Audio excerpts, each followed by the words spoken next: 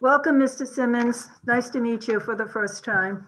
Ma'am, you have the floor and we are in open session. Thank you. Nice to meet you as well. Thank you.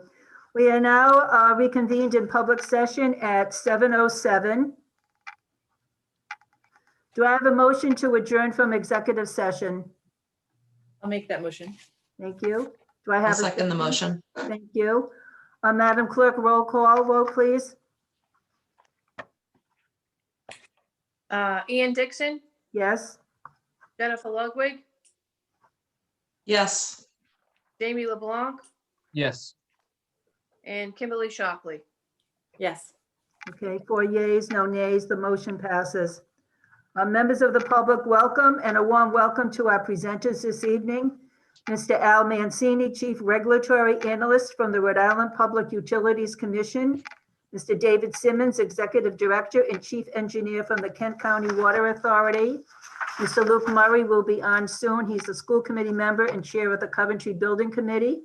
Mr. Wozika, how many members of the public are with us this evening? As of right now, we have 48. 48. ma'am. 48. Excellent. Welcome to those who have joined us. The council met in executive session per Rhode Island General Law 42465A12 for the following. Closed pursuant to Rhode Island General Law 42465A2, session pertaining to litigation specifically to discuss the following. The Social Holdings LLC versus the Town of Coventry, KC 2020-0769. Closed pursuant to Rhode Island General Law 42465A2 on discussion regarding Lake Tioga and Rhode Island DEM versus the Town of Coventry, KC 2002-5561, and closed pursuant to Rhode Island General Law 42465A1 on discussions of job performance, character, physical, and mental health of a person or persons, specifically for the discussion on interim acting town manager contract. I'll announce that no votes were taken. May I have a motion to seal the minutes of the executive session? I'll make that motion. Thank you. I will second it. Thank you. Madam Clerk, roll call vote, please. Ian Dixon, Yes. Jennifer Ludwig, Yes. Jamie LeBlanc, Yes. Kimberly Shockley. Yes. 4 yeas, no nays. The motion is approved. Thank you. With the council's consent, I would like to offer limited public comment after the Kent County Water Authority presentations and after the Plicker report, and also, of course, at the end of the meeting as stated. Do I have the council's consent to do this? Yes. Okay, thank you. Let's move to item C2. Approval of meeting minutes, December 28th, 2020, and December 30th, 2020, reference pages 5 to 20. Members of the council, are there any corrections for the meeting minutes for December 28th, 2020?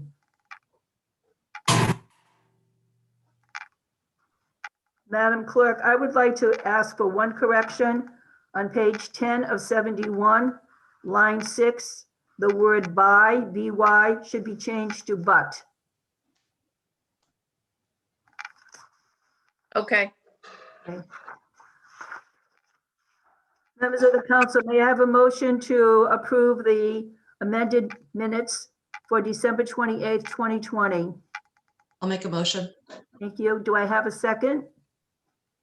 I'll second it. Thank you. Madam Clerk, roll call vote. Ian Dixon, Yes. Jennifer Ludwig, Yes. Jamie LeBlanc, Yes. Kimberly Shockley. Yes. 4 yeas, no nays. The motion passes. Members of the council, are there any corrections for the meeting minutes for December 30th, 2020? May I have a motion to approve the minutes for December 30th, 2020? I'll make the motion. Thank you. May I have a second? I'll second it. Thank you. Madam Clerk, roll call vote. Ian Dixon, Yes. Jennifer Ludwig, Yes. Jamie LeBlanc, Yes. Kimberly Shockley. Yes. Okay, Thank 4 yeas, no nays. The minutes for December 30th, 2020 are approved. We now turn to agenda item C3, presentation. We're going to start with Mr. Mancini, Regulatory Analyst for the Rhode Island Public Utilities Commission, followed by an agenda item C4, presentation by Mr. David Simmons. After item C4, I'll open public comment for 10 minutes for Kent County Water Authority issues only. Additional comments may be made on any subject at the end of the meeting as stated in the agenda. Mr. Mancini, Good evening. good evening. We're happy to have you with us. Thank you for joining us. Oh, my pleasure.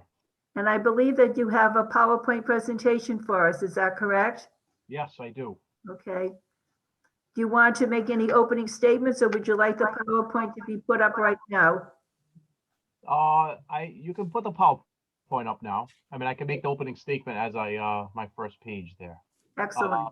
Well, I can introduce myself, obviously, as you did already, but I'm Al Mancini. I'm from the Division of Public Utilities and Carriers, and we are an advocate for the ratepayers of Kent County Water. And basically, we're the regulatory body that regulates Kent County. So we regulate their rate structure, their bills, and many other things that encompass their business. And we are a sister agency to the Public Utility Commission, which actually sets the rates for Kent County Water. So Kent County is obligated to bill according to those rates that are set in place. Mr. Mancini, you can share your own screen. Okay.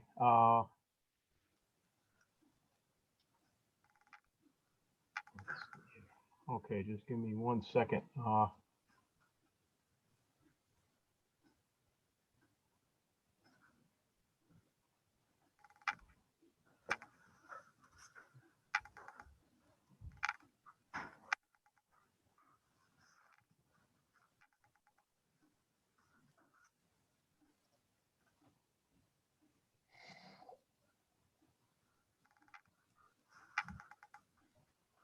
I'm just looking here. Do you have the PowerPoint that I had sent?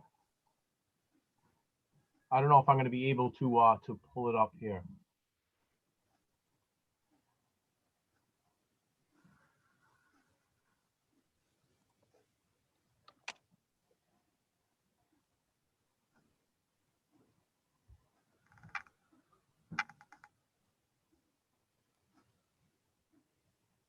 Uh,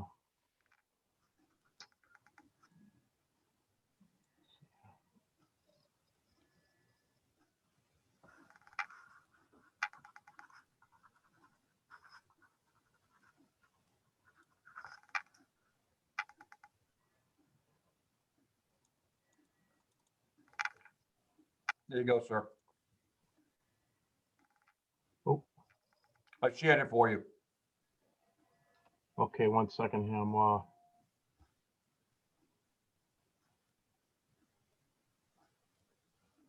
I'm not seeing it. You don't see it on your screen? No. Can everybody else see it? I can see it. Yeah. Yeah, I can see it. What is happening here? Oh, here we go. Okay, I'm all set. Thank you. Okay, so as I stated earlier, the Division of Public Utilities is basically the regulatory body that would handle any complaints or any customer complaints from the Kent County Water that feel like they billed incorrectly or whatever the case may be. They would come to the division and file the complaint, and we would investigate each complaint. So in this case, we received many complaints from the Kent County Water regarding these high bills. So with this second slide here, so we received 127 complaints total, and we have reviewed all 127 complaints to date. Of the 127, 87 have been resolved and closed, and 40 are still pending. Okay, so out of the total complaints, we reviewed all 127, and the first thing we do is we make sure that Kent County had reviewed the complaints first. So obviously, we give them first shot to make sure that the bill was calculated correctly and there weren't any mistakes made. And after that, we would request any information that we feel that we would like to review from that customer's account, and we do a second independent review of each customer's account. So that review process includes several things. The first thing we look at is the billing history. Kent County has a 5-year billing history that shows every quarterly bill, and we can get a better idea of what happened in the past versus what happened this summer, and try and figure out if there's some type of pattern or consistency or anything like that. We verify final meter readings. We verify the actual bill was calculated correctly. We may test some meters for accuracy. We review the 90-day data log that comes from the new meters, which is a lot of useful information to show when water was actually used during the day in the 90-day period. And the last thing we do is after a little review, we contact the customers and go over the account with them to see if they have any other information that we may be looking for. So once all of that is done, and the customer is given a detailed explanation, and then that detailed explanation is the customer satisfied with that explanation from the division. And a complaint is only closed when the division has determined that the customer's bills is correct, and also that the customer is satisfied with that explanation. Then the bill is the complaint is closed. And some of the customers may request a meter test, and we can perform those. We did test 15 of those meters, and they were found all within acceptable standards, AWWA, which is American Water Works Association, and also our standards from our agency. And to date, 87 of those customer complaints have been resolved and closed by the division. So there are 40 complaints still pending further review for several reasons. 14 of them are pending meter tests that we have scheduled for the next couple of weeks. 13 of them I have scheduled site visits. I just like to go out and try and see if I can find out a little bit more information on the location and what exactly happened. These are accounts that just seem like they're not right. Seem like they're very high usage, or the customer just isn't happy with the outcome of the investigation. So we're going that extra step to actually going out and seeing if we can locate a problem or try and resolve the issue. 8 customers have not responded to the division for whatever reason. We need to try and reach out to them, and 5 complaints are still pending further review, different information that we were looking for.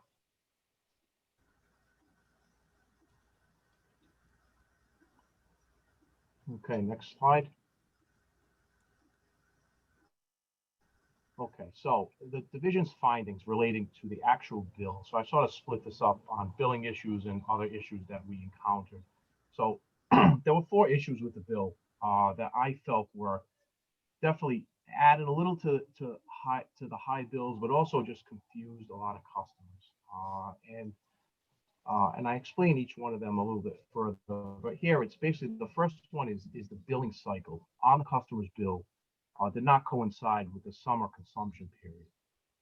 The second problem was the average 90-day period in certain cases was longer than 90 days, which obviously would add to a bill. New meters also installed were a problem. And there was another small issue with 1-inch meters that were rounded down and then trued up when they were replaced. So I will explain that in a bit. So out of the 4 issues, the main issue was the billing cycle. So the billing period referenced on all of the customers' bills, basically the Coventry cycle, was August 1st through October 31st. But the consumption period varied, and depending on when the customer's meter was read. So the bill is generated by the meter readings. So the meter reading dictates exactly when the water was used. So these bills, I've noticed the previous meter reading were anytime between June 17th and July 1st. And then the final reading was taken in September, late September into October. So this is much different than what was on the bill. So if someone looks at their bill and says, well, this is my August, September, October bill, but in reality, it included all of July and half of June and no October. So it was very confusing, and it just created a 4 to 6 week lag in when the water was used versus what the actual billing cycle stated. So 6 weeks in the middle of the summer versus October is a big difference on a water bill. So the second problem was the days. So normal billing cycle is 90 days, but there are several factors that could extend that or shorten it, on the other hand. So when meter readings are taken, that could add a week, week and a half to the billing cycle. New meter replacements could also add some time at the end of the billing period, depending on when it was replaced, or just not getting a reading at all and getting it a little bit later. So in some cases, I noticed the bills extended out to 114 days. So you're comparing a previous bill versus this bill.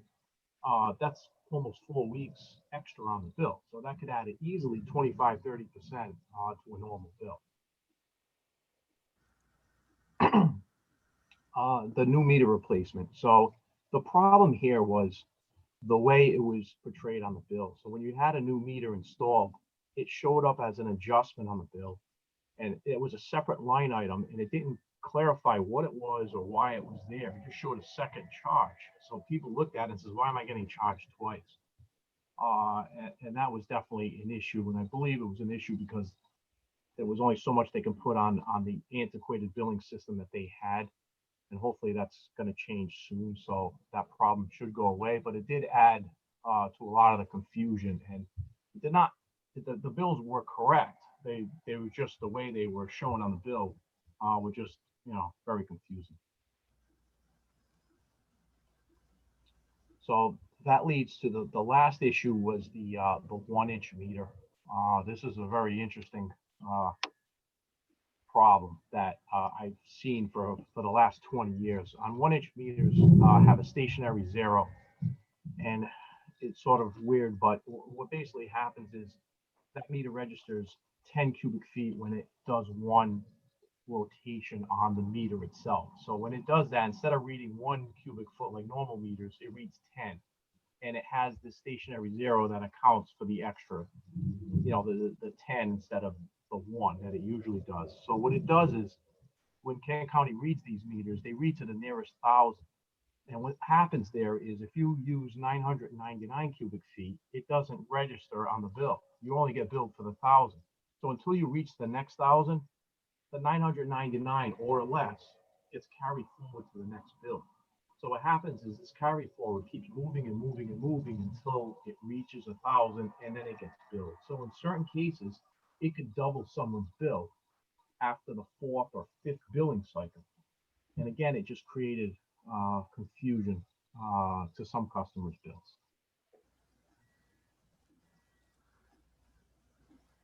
So on to the other reasons for high water bills. I mean, those are billing issues, but in the normal complaints that we reviewed, I've classified them in three different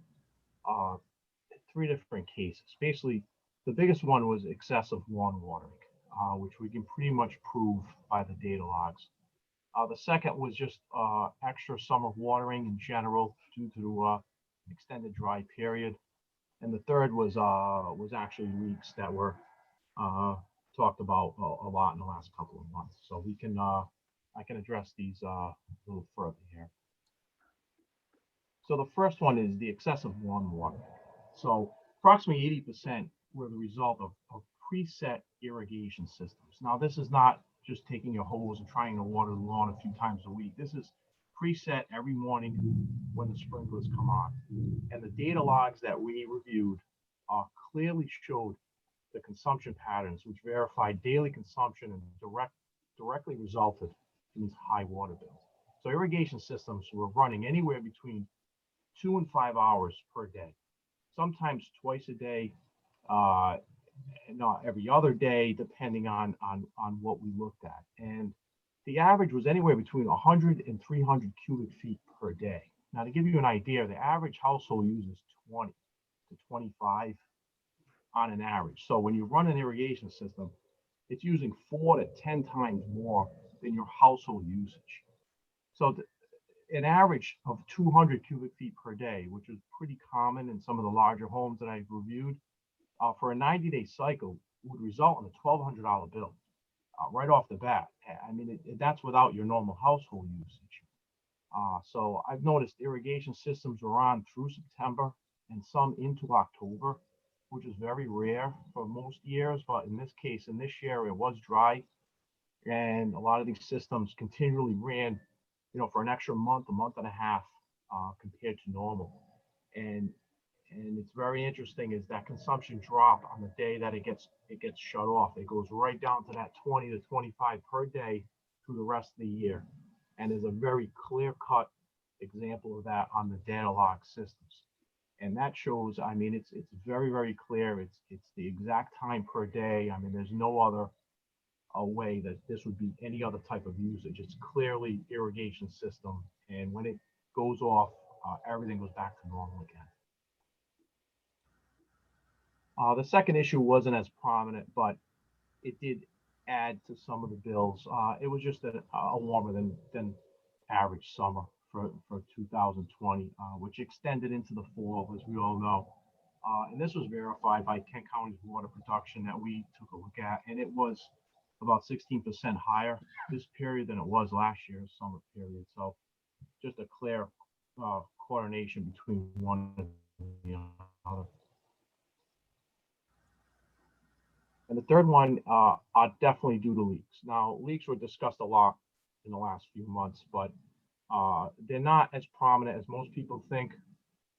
But toilet leaks definitely were about 5% of my complaints.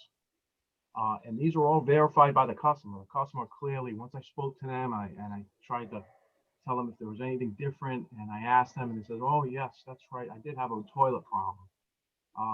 In certain cases, it was minor, and I can tell right away by a data log. I look at a data log, I can tell exactly when that toilet's running and when it isn't. And small leak isn't really a big deal. It may add $50, $100 to a quarter's bill, which most people wouldn't even realize. As it starts to get worse, it can add $300, $400, $500. But a large leak, which I've witnessed, and I had one customer, unfortunately, had the problem. His bill went up $1,100, and 1 gallon per minute, which is basically holding down the toilet, running constantly for 3 months, will add $1,300 to the bill. And you do the math, 1 gallon a minute, about a gallon and a quarter, roughly, depending on the pressure, how big the toilet is, a lot of different factors, but that can clearly add a large amount of money to 1 quarter's bill. And a lot of people don't realize that, but it is definitely possible. So the last thing was there were some billing errors that were found. I did not find them. They were already found by Kent County Water in the first round of reviews. And most of these all of them were actually data entry problems. It was manually entering in final meter reading on a meter that was replaced. Because of their antiquated billing system, they need to manually enter that reading when a meter is replaced. And unfortunately, some of them were entered incorrectly, and they were adjusted and rebuilt. And these errors obviously were found by them, and I didn't find any new ones when I reviewed them. So whatever came to me out of the 127 were all correct. So what is Kent County doing to address these concerns? So we basically met with Kent County. We discussed these, and their future bills will include the actual consumption period and not the billing period. Kent County will process a new bill format, hopefully in the next couple of months. So that new bill format will give much more information and be much more customer friendly. And the last thing is Kent County will transition to monthly bills, which was already in the process a year ago. The problem is they need to replace most of their meters before they can go into that monthly billing.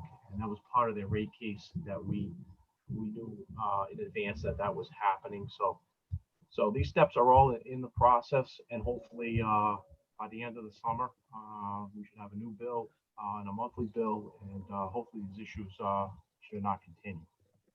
Moving forward, the division will continue to review the remaining 40 complaints.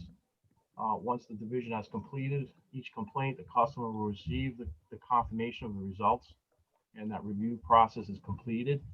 And if they're still not happy, they can request a formal hearing before the division if they disagree with the results. And the hearing officer at that time will grant them a hearing if he or she finds probable cause. And to get to that point, there's really going to be an issue, meaning that I can't find anything wrong, or the customer is just adamant that they did not use that amount of water, and they can prove that they didn't, and then a hearing officer would render a decision at that point. And I think that's it for me. Any questions, or would you like Kent County to proceed? Well, I would like Mr. Mancini for you to entertain any questions that the council members may have at this time, and then we'll move to Mr. Simon. So Mr. LeBlanc has a question. Thank you for joining us tonight, Mr. Mancini. I just have two quick comments and questions. You mentioned patterns, and that's how you were able to determine what the issue was. But were you able to see those patterns on the old meters? Because based off of my understanding, only the new meters give a daily output, not the old meters. So I just wanted to clarify that. Yes, that's true. So part of my calculations would be if I had a portion of the period in the billing cycle that was with the new meter, and sometimes we get lucky, the billing showed a portion of it was on the new meter and a portion was on the old meter. If that was the case, then I would compare the two consumption periods. Now the data log would show daily averages and hourly takes, per hour through the day. So what I would have to do is I would have to take the old meter and take the previous reading and the final reading, and that would give me a window, and then I would just estimate per day how much was used, and I would use that as a comparison. And if it was in the middle of the summer, I would give it pretty much, if it was an irrigation system and the new meter was showing 100 cubic feet per day, if I did the math on the previous 45 days and it came out to roughly 100, then I would know that was the pattern. So I would have like the calculation to back up that that complaint and that bill. Okay. But there's no definitive way to prove that the people either did or did not use the water if they were on the old meter the entire time for that No. quarterly. Yeah, the only thing you would have is the final reading. And at that point, we would have that meter tested to make sure that it was accurate. Okay. Thank you. One other, you mentioned 40 remaining complaints. Now, the complaints in your slideshow, were they Coventry specific, or are they like Warwick and all other municipalities as well? Because I just want to know how many complaints in total you have received. So the total was 127. I would say, off the top of my head, I would say at least 100 of them are from Coventry. So the Maybe majority was, 5, but I would say, give or take 4, 5 or 10, I would say 100 are from Coventry. okay. And my last question is, the next billing cycle, if there's additional complaints and issues, I'm assuming you'll still be active for the ratepayers? Yes, absolutely. Anyone who files a complaint with the division will get reviewed. Thank you very much. Really appreciate it. You're welcome. Thank you, Mr. LeBlanc. Other members of the council, Mrs. Shockley. Thank you. Just a couple of questions. My first is, so had our previous bill been lower than it normally would be because it was fewer days? Is there an expectation that our next bill should have fewer days, because you said this one had up to 114? Yeah, so I've seen a lot of them that someone would say, when they got the November bill and it happened to be 114 days, the previous bill may have been a little bit shorter, but it depends. It depends on when the actual reading is. So the previous bill could have been 85 days, 88 days, and then the next cycle could be up to 110, 114. And then the next billing cycle might be a little bit shorter again. So it sort of works themselves out. I mean, I don't know exactly when the meter is replaced going forward, the cycle might change slightly. But yes, that previous bill could have been much less than the 114-day bill. And also But we know there was depending- no double dip. We know that no days were included in more than one bill. Yes, definitely not. I checked every single one, and that would be from the previous reading to the current. It's always on the reading and not so much the cycle. So it's always from one meter read to the next. So Gotcha. there's definitely no double dipping. And that was the problem with the adjustment on the bill with the new meter. It looked like it was a double bill, but it really wasn't. It was completing a one meter and starting another. And just to make sure I'm understanding it correctly, a lot of people got brand new meters. And when that happened, if you had anything less than 1,000 already built up, that was just getting added on. So usually this is a bit more cyclical for people and it doesn't happen to everyone at the same time. Yes, But it- exactly. That zero wasn't really many accounts that affected. And it depends on how much you use. If you use 5, 6, 7,000 every quarter, an extra 700, 800 ain't going to make a big difference. But if you're an elderly couple and only uses 12, 1,300 every quarter, now it's going to make a big difference because you're used to a $75 water bill. And you can get a $75 water bill for 4, 5, 6 quarters until you reach that plateau where you hit that next 1,000. Now you're going to get billed twice for usage that may have gone back like 6 or 7 quarters. It just builds up slowly until you reach 1,000, and then you get billed the extra 1,000. So it's a little of a weird concept, but Should people have seen this happen every couple of years then, really? they would have, but not so much what happened this year. Like in the case with the stationary zero, a lot of people, when I explained it to them, finally the light bulb went on and says, "Oh, that's why I got a $135.02 bill 4 quarters in a row." It's like that's almost impossible. Like, how can you get the exact bill every single time on an actual reading?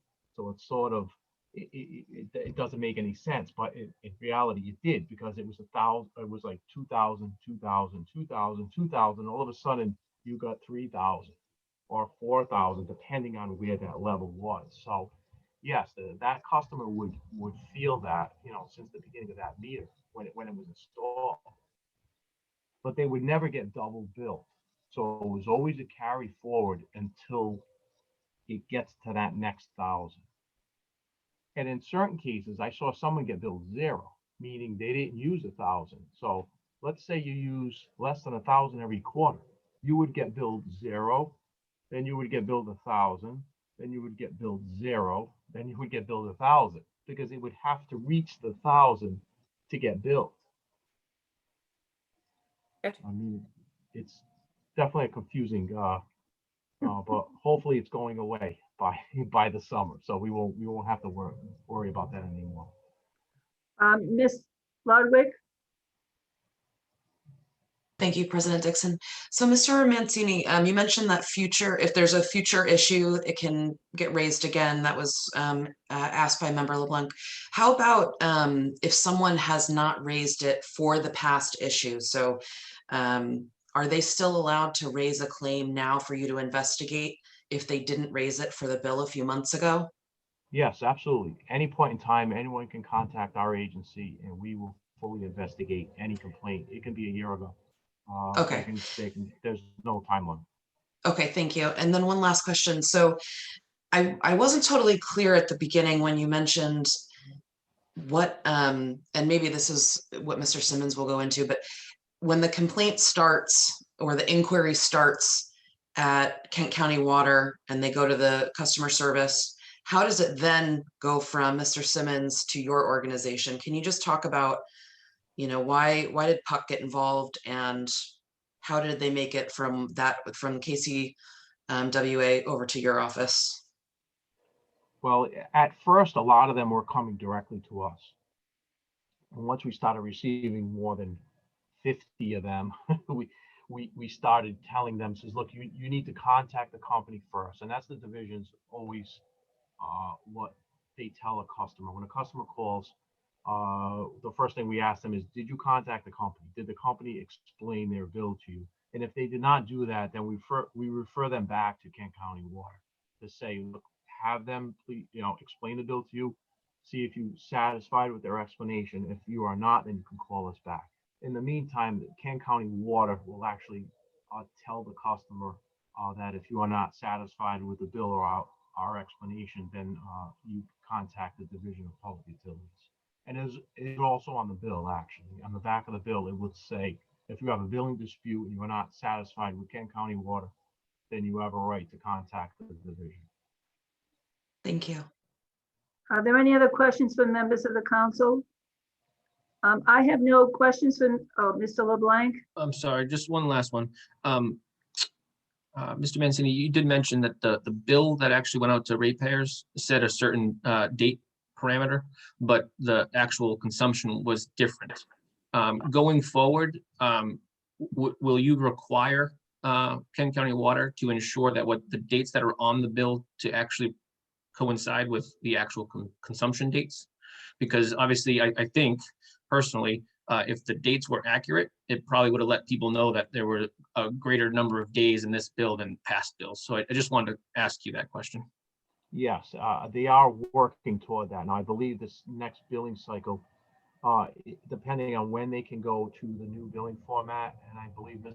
Simmons can address this a little better than I can. The current bill is a little difficult to put more information in, from what I can understand.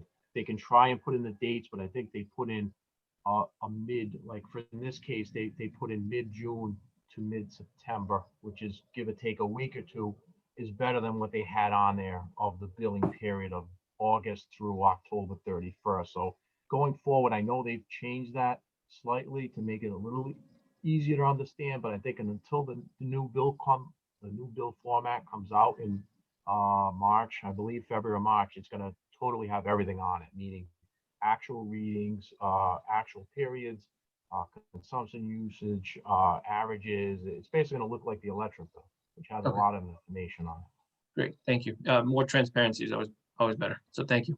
Yes. I don't have any questions for Mr. Mancini. Mr. Mancini and I have had two extensive conversations in preparation for this presentation. So thank you so much, Mr. Mancini, for all the time you spent with me and for preparing this very clear PowerPoint. And we'd like to put your PowerPoint on our website. Is that okay with you? Yes, absolutely. Thank you so much. I'd now like to introduce Mr. David Simmons, Executive Director and Chief Engineer from the Kent County Water Authority. Mr. Simmons, welcome. Thank you. Welcome. Thank you very much for having me. I appreciate it.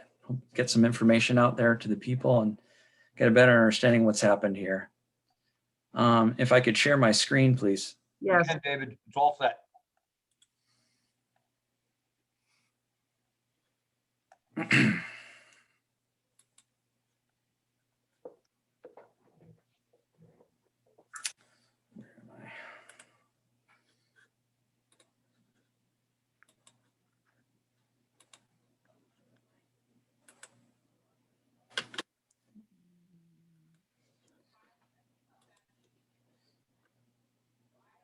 Can you guys see my screen okay? We just see the word Zoom right now. Oh.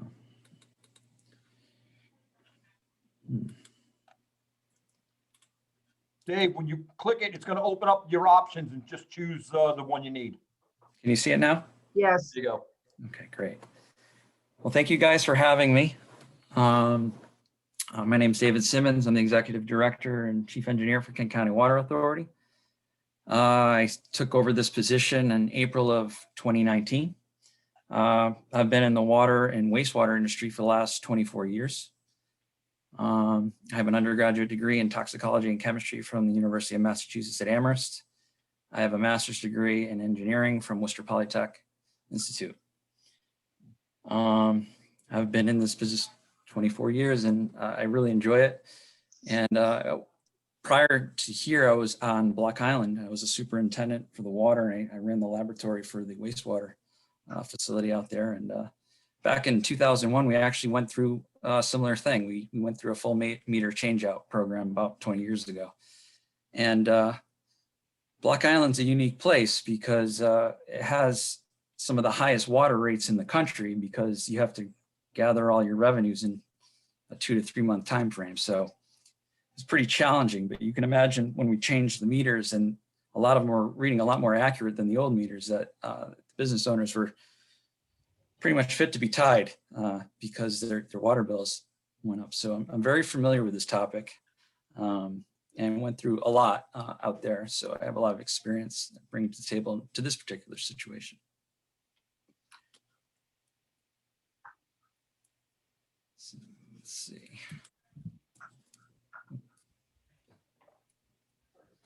So the King County Water Authority is a regional authority that services 27,500 customers and about 90,000 people. We service 8 different pressure zones, which are here depicted on the right. And there's about 40 pieces of infrastructure utilized to maintain flow and pressure throughout the system. Basically, all these different colors that you see are different elevations, so to speak. And it's probably the most complicated water system in the state of Rhode Island. It's very unique in a lot of ways. And one of our major projects that we're doing is actually in the town of Coventry, and I'm sure a lot of you are aware of it, is our north-south interconnect going over Sandy Bottom Road and connecting our pressure gradient here in the south, the pink region, to the pressure gradient in the north. It's our north gradient, 500-foot gradients. All the 500-foot gradient means is that's just the overflow elevation of the water tanks. So like the water tank on the side of Route 95 next to Amgen, that overflows at 500 feet above sea level. Same thing on Reed Schoolhouse. We have a tank up there. It overflows at 500 feet above sea level up in the north. To build redundancy and resiliency to our system and maintain the highest water quality, we made a decision to connect these 2 gradients. These 2 gradients are very, very important to connect. Just so in case one tank goes down, we actually have a backup tank to service the authority. So why is this important? So the town of King County Water Authority cannot meet any access beyond its revenue requirements. And all of the money, any money that comes into the authority through our rates goes right back into the authority. And our 2 largest infrastructure projects in the authority's history are actually in the town of Coventry. One being our water treatment plant on Tioga, and this other one being the north-south interconnect, which are critical assets to Kent County Water Authority. So we always are constantly trying to reinvest into the system, and we've actually replaced almost half of the water mains in the entire water. There's 457 miles of main. We've replaced just about half of those in the last 30 years, and we continue to do so with our aggressive infrastructure replacement program. There's not too many other water systems that can say the same. So breaking down the number of active customers, I know this is confusing to a lot of people because we service 8 different communities. So how it affects Coventry, we have 8,483 people just in the town of Coventry alone, but you can see the breakdown here. So Coventry and West Warwick pretty much take the lion's share of the customers. East Greenwich and Warwick fall in between. So about 27,251 total customers. We're billed in cycles, A, B, and C. And so this map is actually available on our website under our projects page. And every green dot you see here is a meter that's been replaced. We actually started, the meter changeout program started in about June of 2019, but we were actually actively replacing meters out back of the latest generation style Neptune meters back to 2015. So there are 2,500 meters actually already installed in the system and functioning prior to the start of this system-wide meter changeout program. We chose Neptune and continue Neptune because they provided a great product. We also saved between $500,000 and $750,000 in avoided costs by maintaining the same vendors. So just on installation and obviously the raw product. So that's why we stuck with Neptune. It's a tried and true product. The meter that's installed is a mechanical meter that's been in service in the water industry for the better part of a century. And we have a lot of faith in it. So what's this map show? A, B, and C. So these are the different billing cycles. So our meter readers actually go out and physically walk and actually have to walk to every single one of these homes if they don't have a radio, and actually have to go to the house, punch a box in the side of the house and obtain a reading. So you can see the town of Coventry, we're almost done with the meter changeout program. We started here over in in East Greenwich, Warwick area, and then we're working clockwise around our system. These little red dots that you see are people that are either refusing to install their meters, or there's been a number of cancellations due to COVID and a number of cancellations due to these meter billing disputes. There's a lot of people that just don't want us in their homes. So for a myriad of reasons, it's been really difficult to try to get this project going, which is essential on leveraging all the technology to get information out to our customers as fast as possible. And that's what's really at stake here. So if you click, I provided this link, and I'll provide this PowerPoint presentation in a PDF format so the town can share it on their website, and I'll share it on ours as well. So started in 2019. So as of January 21st, we actually have installed 14,733. That's about 61% of the meters have been installed. We also had, like I said earlier, 2,500 meters already installed prior to us even getting started. So that number is closer to 16,000 and change. So here are the statistics so far. So we sent out 9,042 bills on our cycle A, and that includes mostly Warwick and East Greenwich, in that map that I showed you just prior to here. And this is for water used in half of May, June, July, and half of August. And like Mr. Mancini was stating, the billing period and the usage period did not line up perfectly, and it was extremely confusing to our customers, which we were agree with 100% and are addressing it moving forward. It's a problem with our antiquated billing software, and we're taking care of it. It's definitely a problem and an issue. But what I will make note of here is that we sent out 9,000 bills and we received 0 complaints. And many of these people, half of them had brand new meters installed.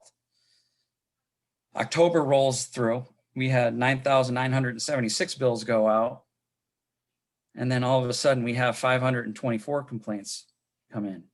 Same issue, billing cycle versus usage cycle. Half of June, July, August, September. We always have a ton of complaints that come in during these billing cycles because summer usage, people use a lot of water, and a lot of times they don't even realize whether it be a leak or high usage. It's just very normal for us to receive a lot of complaints during these billing cycles that encompass summertime use. And that's for any water utility for that matter. So our concern was, okay, we had these 524 complaints. Most of these complaints actually came in after November 5th. And that was when social media, I'm sorry, let me get back. I got you guys. Social media started, and I think we had 4 Channel 10 news articles, 3 Channel 12 articles, Gene Valicenti, and almost all the customers that called us said, I heard you on the news, I saw it on the news, there's something wrong, check my bill. We said, fine, we'll check every single one, and we want to make sure everything's correct, because to be honest, in the very beginning, in early November, we were getting a number of complaints. We're like, maybe there's a problem here. So we wanted to dig a little deeper, and that's why we wanted to commit to this full level investigation, just because it was abnormal for us to receive this number of complaints. I know there was social media, I know there was the news, and that drove some of it, but even to us, it didn't feel right. So we wanted to check a little deeper and make sure it was right. And so that's exactly what we did. And that's basically what these notes say down here. And the billing cycle versus billing period, it's a struggle. And like Mr. Mancini was saying, it's like, yeah, you try to get 90 days, but when you're walking around to 9,000 accounts and trying to get meter readings, it takes sometimes 2 to 3 weeks just to get the meter readings into the system. And then we do a post-processing step, which can take a week or two, just to make sure that the bills that are generated are correct. Like we check for things for high use, no use. We call them exception reports, something that just seems anomalous to us. So that takes a lot of time, and it's a lot of manual labor on our part. So that's why there's time, like lengthy periods between billing cycles sometimes, because there might be a number of errors. And in this last case, we're like, maybe something's going on here. So we took a little extra time to check the system. So by the time, the meter readings and the bills went out, there was a little delay. So that caused more aggravation. So here is the total number of investigations requested to KCWAs of January 21st, 2021. This is what I provided to our board last week. It was 556. Let me go back to that last slide quickly. There was tremendous concern about the same thing happening the next quarter, the November billing cycle. And we've only received 32 complaints as opposed to the 524. So it really was focused to this area. And we were extremely nervous that we were going to get another hit of 500 here, but it didn't happen. So we're happy about that. And we're confident that at least in this cycle B Coventry that's going to be going out, that the customer should see all of their usage come back to normal. So back to this. So the total number of investigated cases, 556. Extreme cases, people that used a lot of water. Like, we wanted to really focus on those. There's 29 of those. Anywhere between 100 and 200%, 72 of those. Number of investigated cases of reasonable increased usage between 100 and 0. That's like half. You would expect that number to be high because this was a crazy summer and there was a lot of use and it was an extreme drought, plus COVID and things of that nature. So that number makes sense. What was really remarkable, and I wasn't expecting this, was that there was actually 142 people that either used less this year or the same amount. So I would say close to a quarter of all the customers that complained actually used more or the equivalent as past summers. The average increased daily use in gallons per day was 142 gallons. And the average increased daily use was 0.09 gallons per minute. And this speaks to what Mr. Mancini was saying.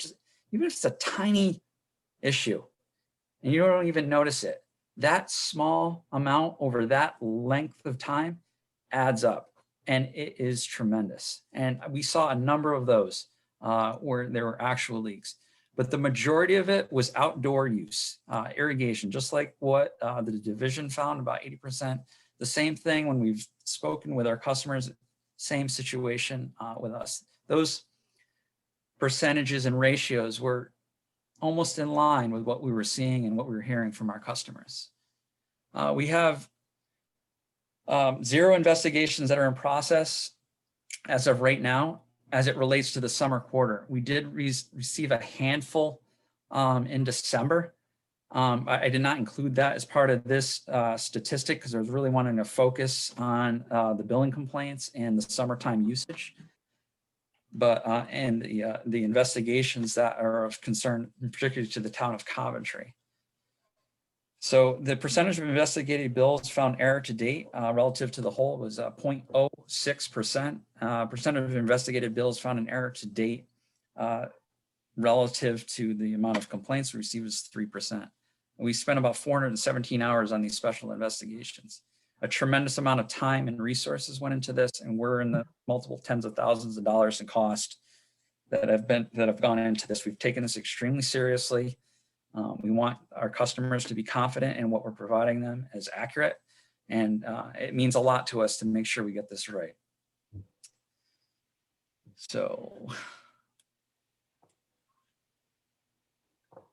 next. So what is the billing process, the procedure that we use? So when we started getting all these complaints, I'm like, all right, guys, we need to not only check what's in the system, we also need to check all of our internal systems because it was stated multiple times that there's probably a an issue with our billing and accounting systems, which are archaic. I mean, they've been there for almost 30 years, and they're the same. It's the same system that's been in use and was used to generate all of these bills. So there's been no change to cause systematic changes and errors, and we didn't see any in our investigation. So when we went out and did our investigations, we wanted these 8 elements covered. A cover letter. The cover letter basically states what we saw in general to the customer. It was relatively generic in nature. And then what was very specific to each customer was the investigation form. What did we see? Was our accounting and billing, did the number that was generated in our accounting billing match the number that the meter reader actually read? Did they match? The meter, if the meter was removed, did the meter removed, the final reading on that match in our billing system? Yes or no? We have photographs of the meter that was removed from every single house, so we can confirm what was put into our system matches the meter that was pulled out from the house and a photograph taken of. We also maintain all of those meters for 6 months after they're removed from an individual's home in case there's a dispute. So if a customer, and this came in extremely handy in this case because we had all of the meters for all these disputes where that they wanted their meters tested by an independent party. We had them in storage at Thelsh Engineering up in Cranston. So we pulled the meter and we gave them to the division so they could be independently evaluated and tested. Another feature that we provided to the customer was the tabular and graphical history of their account. This allows them to look back in time 4.5, 5 years and actually see, did I use this much water in the past? Is this normal? A lot of what was happening was when people were comparing their spring quarter to their summer quarter. And every time Euro is going to have a crazy increase when you're comparing your summer to your spring quarter. And a number of cases, that's exactly what was happening. In particular, I think it was Pine Glen condos in Warwick. They were comparing their spring to their summer. They were saying that I used a 455% increase, if I'm remembering it correctly, and actually used a 152% increase in that particular instance. That one's been very highlighted in the news, and I provided that full investigation. Oh, it's Centerville Glen Condo Association. That was highlighted in the news and then highlighted again by a member of the General Assembly this past week. And I've provided that full investigation on our website so anyone can review it. Old meter, new meter. Again, we had the pictures of the old meter when it was removed, the new meter when it came out, a meter slip. They actually do a hand written slip when they're actually removing the meter. They do a full audit. What's the line size coming in? What's the material of the pipe that's coming in case there's a lead service? We want to make sure all the lead services are removed from our system. What type of valves? Do they have a backflow preventer? Things of that nature are all being captured when we're in each individual home and put into an actual handheld application and put into a database. So they're writing it down by hand. They're also putting it in a handheld application. They're taking photographs of the entire before and after. And the last step of the investigation is the data log graph. So if a meter was installed mid-cycle, we actually were able to obtain a data log graph of actually down to the hour, how not only when the water was used, but how much on any particular day. Obviously, that was not available to anybody that still had an old meter, which a number of these complaints actually were on 100% on the old meter. So it was unfortunate because we couldn't get to all we had was a meter reading to go on. We didn't have this like granular level detail to share with the customers and maybe provide them some insight on what might have gone wrong or a particular issue. So that's basically the 8-step process, and we provided all of that back to our customers through mail and email, and asked the customers to please contact us, which a number have, and we go through it line by line. And if they further required a site visit for us to come out and maybe try to figure out what's going on, we did that as well. And we continue to do that, and we are committed to do that as long as it takes until the customers are satisfied. So all of the results we've been maintaining in a data set. And this particular graph and graphical representation here is available for the public to view on our website. And it just shows in graphical form, like where all the complaints came in. And, you know, the most egregious ones are obviously the red, and then you had the orange, and then you had the normals, which would be like that light green. And then the ones that actually had 0 or less is that sort of darker green. And when you go to this particular, and this is a dynamic map, and we're continuing to work on it, and hopefully we can get this completed in the next week or two. So anyone from the public can click on any one of those dots and get the granular level detail that was noticed in our investigation. Usage, continuous versus intermittent use patterns, anything that we use to determine that the bill was correct is all available here. And here you can see 81% have revealed no change or a decrease in consumption between billing periods, or expected slight increases due to the summertime usage. So you can see the majority of it relatively normal. So this other map that's also available on our homepage is the delivered report. So every report that we sent to our customers, we're creating a redacted version so their names are removed. So you can actually click on any one of these dots. And what we'll do is we're going to pull it out of Google Maps and put it in our GIS product. So it's a one-stop shop. So any member of the public can click on that dot and then get the full picture of everything. Right now we have it in 2 places until we're done. But just to give you an example on where we're going, I just wanted to give you some insight on transparency, that everything we're doing is fully available and can be scrutinized by any member of the public. This is just an example. Can you guys see this example? Yeah. The cover letter, okay? And we go through basically. I can't see what you're, sorry, hold on. I can't see what you're talking about now. I still see the example map. Yeah, me Oh, you too. still see the example? Are you clicking on the link? Is that what you want us to see, what's behind the link? Yeah. Okay, we don't see what's behind the link. Okay, let me just see if I can The do fun of this. screen share. How about now? Yes. Okay, so this is an example of a generalized cover letter that's gets sent to all the customers, kind of describing what we found in general. And then we also did this component as a bill insert to every bill that went out the following cycle, to kind of explain what we were seeing and try to give some insight to the customers on, you know, what's the problem, what could have possibly happened, and answer a lot of the questions that came through over our phones. How can I know how much water I used, and all things of that nature. The actual investigation report is here. So this is all the data driven out of our systems and confirmed and checked against our systems to confirm that the bill was correct.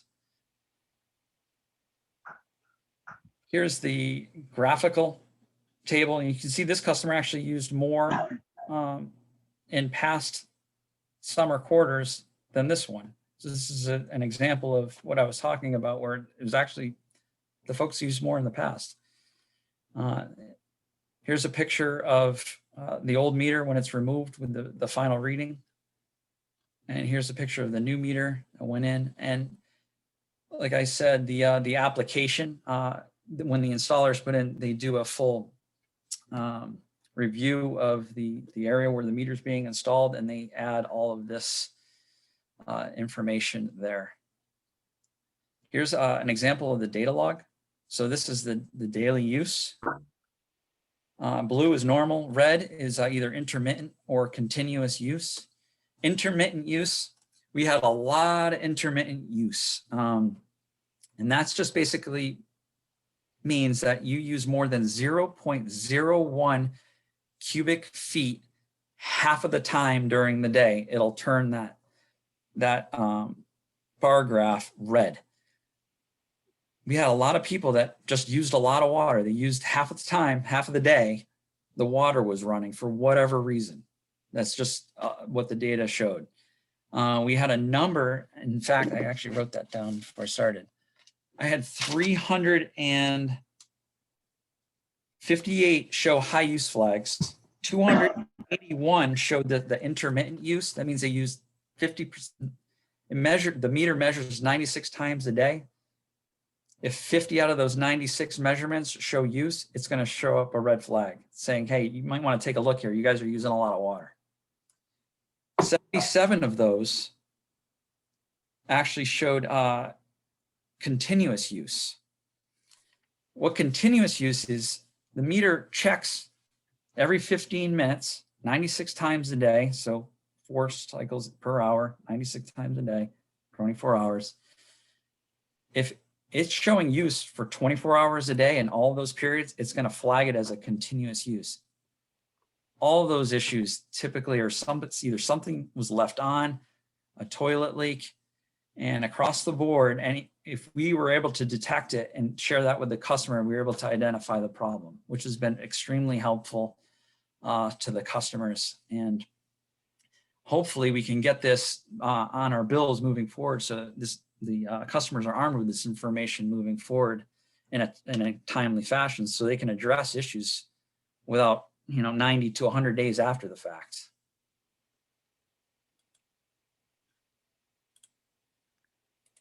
Thank you, Mr. Simmons. Does that conclude your presentation?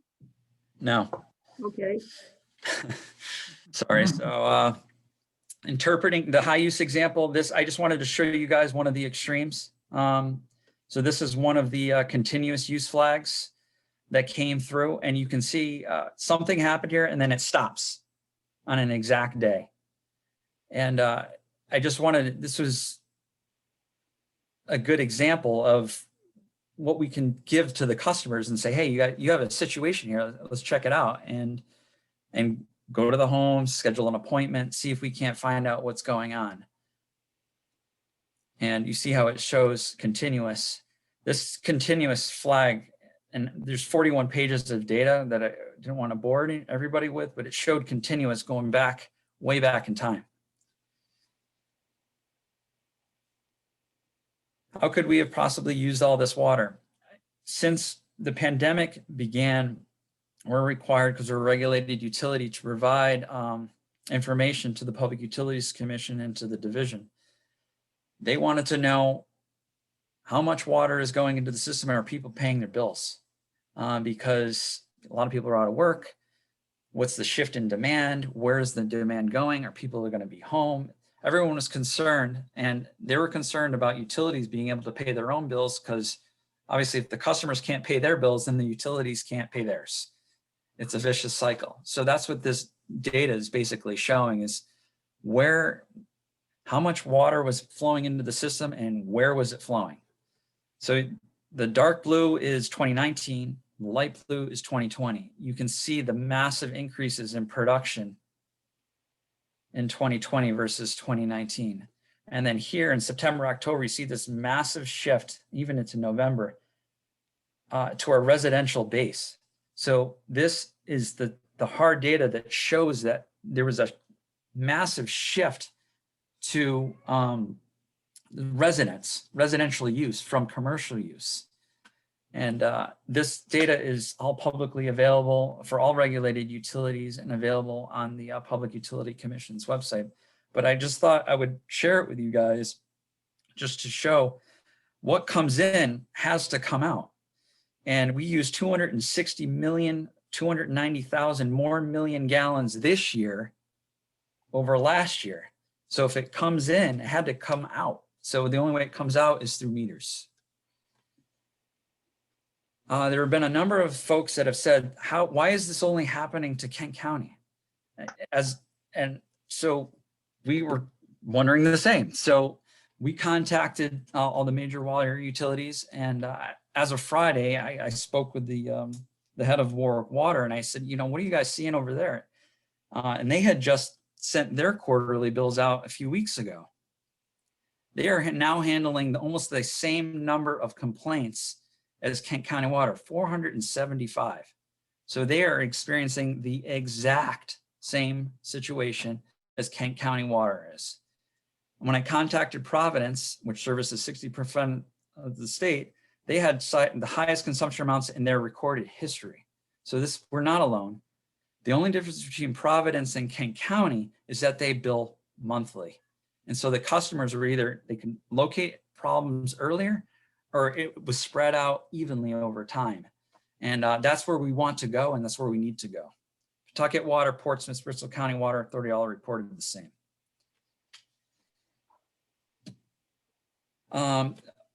What's causing what was deemed rate hikes? We did not have a rate hike. It was based on the use, and we actually had a rate decrease of 15% in September. So we kept hearing, oh, rate hike, rate hike. And it was just based on use. We had a rate decrease as approved by the Public Utilities Commission in September of 2020. Again, why does this appear to be happening at KCWA? Same issue. Warwick Water is also experiencing all the same investigations and reasons. They're not excuses, it's just what the data shows. I mean, if the water goes through the meter, it's a mechanical meter. They use Neptune meters as well. It can't move forward unless water moves through it. So all we have is that final meter reading. Again, moving to monthly billing is essential. This is, again, just talking about comparing summer to spring quarter. This is talking about the percentages that have actually had equivalent or less. 313 actually had relatively normal use because of the crazy summer we had. The meters are being installed. They're the exact same mechanical meters that are being removed. The only difference is that we can actually store the usage information in a separate reading box. But the mechanical meter is just like the pictures on the right, is the same exact meter that's coming out. It's a mechanical device, been in service for well over a century. It's tried and true, and extremely accurate. They only slow down over time. They've never, in my 24 years, I've never seen a meter speed up. I've only seen it slow down or not work. And that's it. I've never seen a meter speed up. It's a mechanical device. It's like your car. Over time, it's going to break down. It's going to wear out. The mechanical meter is the same thing. All new meters are certified factory tested to AWWA standards, as Mr. Mancini spoke about. We also, each meter that comes into us and is getting installed has a test tag. And over there on the right is an example of that. And that's the AWWA standard for high, intermittent, and low flow testing regimes that are required before that meter can leave that factory. I asked Neptune to provide me the results for every single meter that was installed in our system and provide it, and I will put it on our website for anyone to view to ensure that the meter that was installed in their home is accurate. This has been extremely popular with our customers. They can actually test their own meter with a 5-gallon bucket. And I show on our website exactly how to do that. So, and this is basically the steps that you would go to check that. And a number of customers, just to give them that own satisfaction that, hey, I can check this myself. I know that I'm comfortable that it's reading accurately. And so that way they don't have to trust what we're telling them. They can actually see it for themselves. And it's giving the power to the customer to know that the device that's in their home is reading accurately. And so we walk through the steps on how to do that simple process. And if they want help from us, we're more than happy to set up an appointment to go to their home and help them determine the accuracy of their meter. Also checking for leaks. I provided a link here. If the customer thinks they may have a leak, there's steps and ways to check for leaks here, all available on our website. And again, you can always call us and we will do our best to help the customers. So the new bills. So this is what I'm trying to get at the entire time. This is an example of the sample bill that we have created. And we're hoping to launch it in the next month or two, depending on the bill printing company we're working through to make sure all of the data is getting transferred across and displayed. But this is our goal. This is what we're shooting for.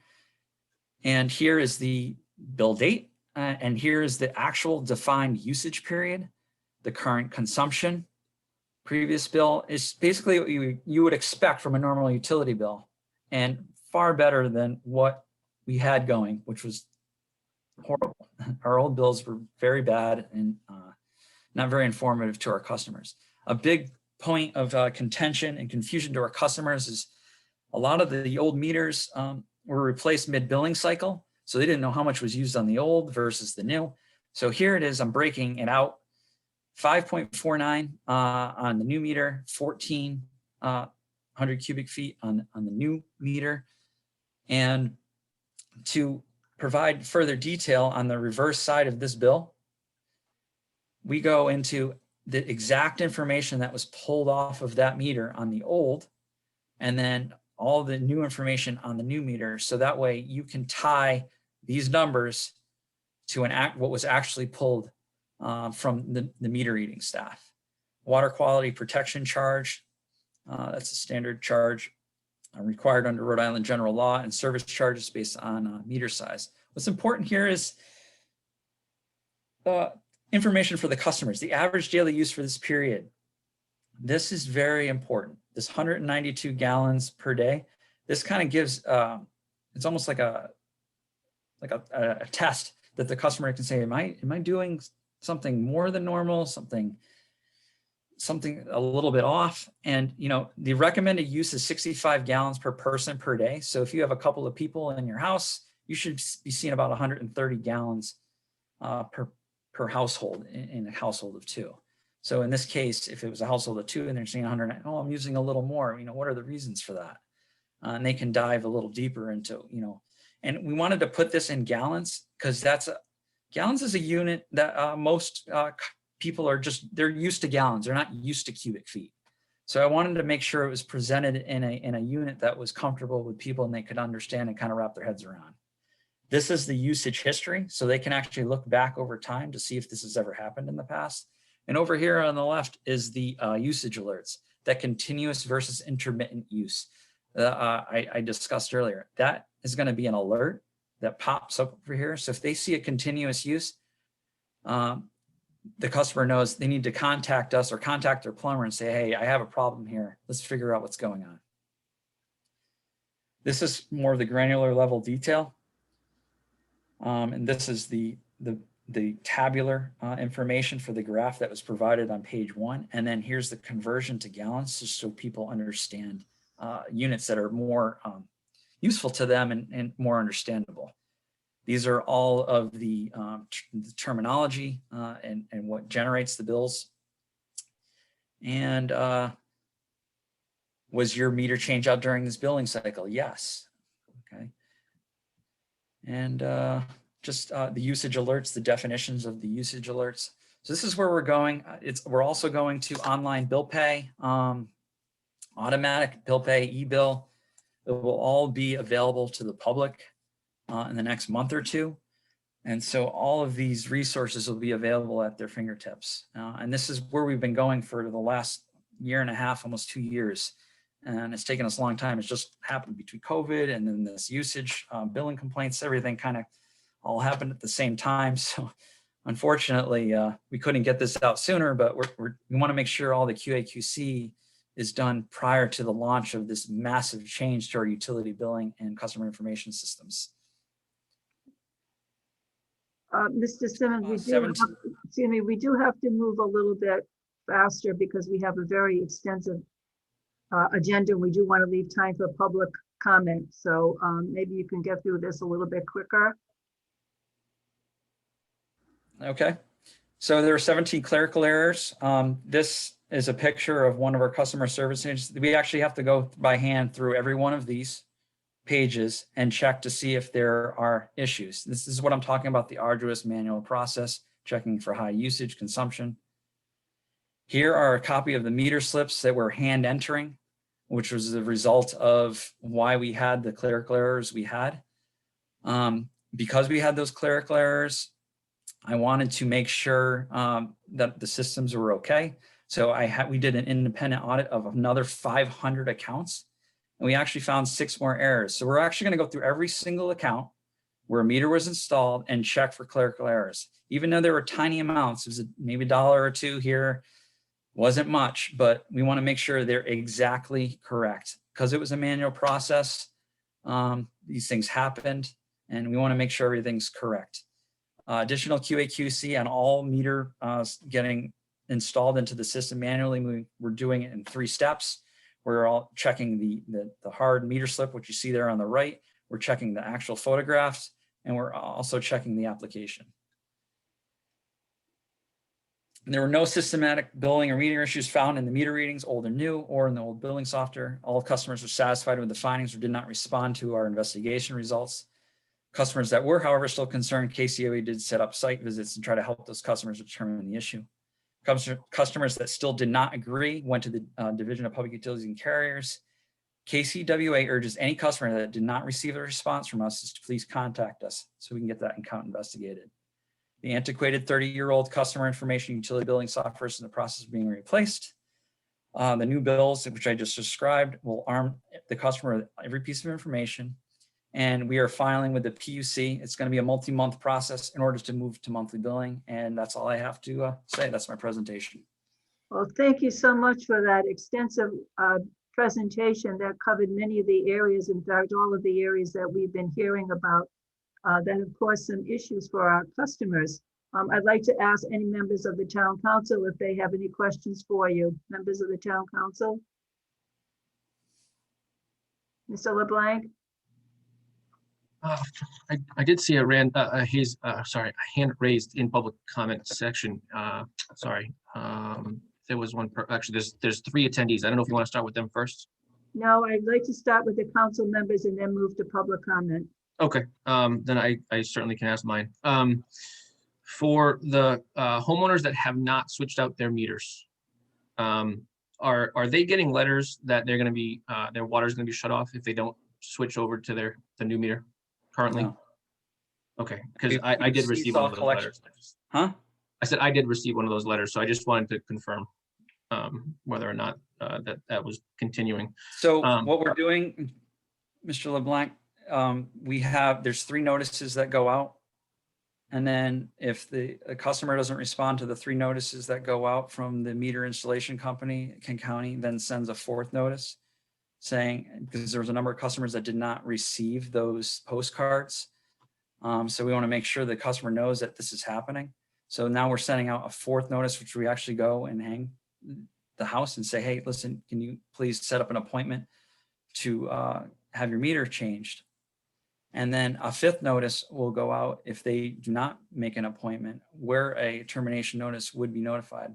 Currently, we are not issuing any termination notices either for non-compliance or non-payment due to COVID.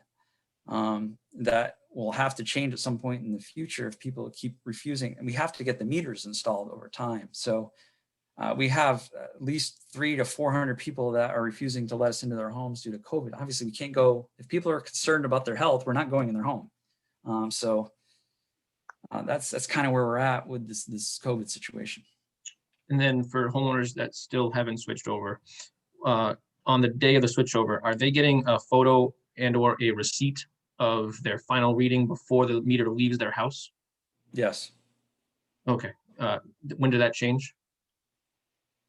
Well, they always were supposed to be left with a receipt, basically a card of the meter installation company was supposed to give a card with their contact information. So in case there was a leak or something, they had a number to call and say, hey, my meter's leaking, come back, and you need to fix it. So we modified that as a result of this last couple of months to also include the customers we were urging them to take their own picture of the meter as we're taking a picture, but we're telling them to take a picture, and then we leave them with a receipt with the final read and a sign off that the meter was removed. Here's the final read, and they verified the final reading that was on the meter. Okay. Sorry, 2 more questions, President Dixon.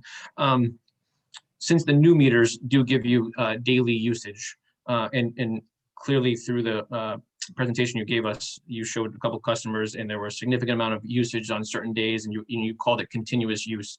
Does Kent County Water, since we're still on a quarterly billing basis, is Kent County Water reaching out to those customers to let them know that they have flags? Yes. Okay. And then you mentioned this antiquated system that hadn't been replaced in 30 years. I mean, based off of the financials of Kent County Water, I mean, the operating income is anywhere between $8 and $9.5 million a year. I just didn't know why. I mean, one reason why, in my opinion, this issue is happening is because of the lack of transparency in the bills. Why did it take so long to update the system? I don't, started in April of 2019. We've been talking about it. It's a major process, changing an entire utility billing and customer information system. And IBM, Avenue, it went through multiple iterations and steps and versions over time. I've been there since 2012.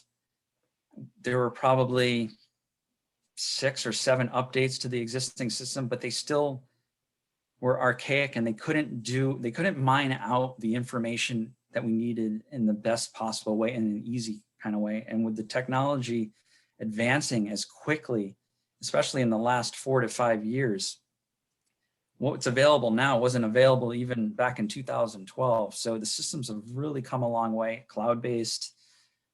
So a lot of that, you had an older general manager at the time and didn't want to necessarily change because the system that was in place was working, and didn't want to change. So I'm changing it. Thank you. Any other questions from members of the council at this time? Ms. Ludwig? Thanks, President Dixon. So, Mr. Simmons, thank you for walking through a very detailed analysis. I did check out some of the responses that Kent County had provided back to a few of the residents. They were multiple pages, very thoroughly investigated. So thank you for taking this extremely seriously. I've had multiple people reach out to say this is, they couldn't believe that this had happened and they wanted answers. So thank you to everyone contributing to a detailed analysis on this. And for taking it so seriously. I did have a question. I've heard some reference to the new meters being digital. I just want to clarify. So you are calling the new meters, they're still a mechanical meter, but is there some sort of digital component that is registering the amount and sending it, or how does it, what's the real benefit there and what's the difference? This is one of the meters. You see it's an odometer analog, and it's a mechanical meter. There's a disc moving inside here, and it's physically turning these dials. And when these dials turn, it's basically hitting a sensor saying, okay, this number says this number says that, this number says that. And that information then gets stored in a separate box. So the mechanical just grabs the number, doesn't care, it's just a physical number, and then stores it. And then you take that number stored over time, you can actually drive out usage and the daily meter reading from that. So because the chips in the radio device that's sending it to the trucks and our meter reading staff can actually store the daily usage information that way. So it's a hybrid. It's a combination of an old archaic mechanical system that's tried and true and easy to read, and then combining that with a state-of-the-art digital interface. Thank you for showing us. Okay, any other questions? All right, Mr. Wazeeko, I'd like to open it up to public comment. I'd like to allow a max of 10 minutes with comments specifically relating to the Kent County Water Authority presentations this evening. We, of course, will have public comment at the end of the meeting on any subject that any person wants to raise. So let's go to the people who are on the call today. Thank you. Let them in one at a time, please. Yes, ma'am. Going in order, we have Robin. Robin, if you would please state your name, spell your name, last name, and give your address. Yeah, good evening. My name is Frank Allard. I'm a resident at 6 Briarwood Court. The house, this account, and the water meter account is under my fiance's name, which is Robin Simino. I'd like to thank the town council members for stepping in and hearing this issue. I'd like to thank Mr. Mancini and Mr. Simmons for their comments. I have a number of questions. I'm going to try to go very fast at this because time is limited. My first is a comment that the meters represented in tonight's presentations are not the meters, is not the meter that's installed in my house from about a year ago by the Water Authority. The meter we have installed is an Ecoder R900i meter. It is something different than what was shown tonight in tonight's presentation. My first question to Mr. Simmons, Mr. Mancini. Have you reviewed consumer variations in the billings or water consumptions? What are characterized as what you called gross anomalies? Have you found gross anomalies in the billings of the water consumption amongst your water users?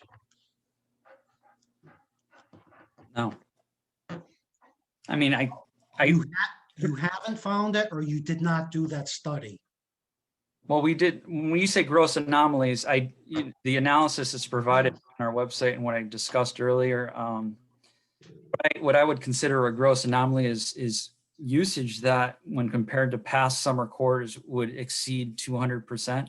So really a high percentage usage. 200%. And a number of those are presented in detail on the website, red dot. So during this course of installing new meters and having so many complaints, you did not study everyone's billing every quarter to see if there were gross anomalies from customer to customer in billings?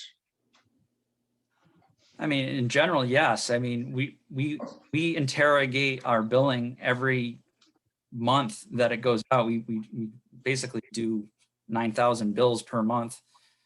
Each month for each quarter, it's about 27,000 in a quarter. And that stack of paper that you saw one of our customer service agents holding is part of the process of going through and actually checking for gross anomalies. Okay, my second question goes out to Mr. Mancini. You mentioned about testing the water meters. Was that an in situ test, meaning in place, or did you pull the meter out and bench test the meters?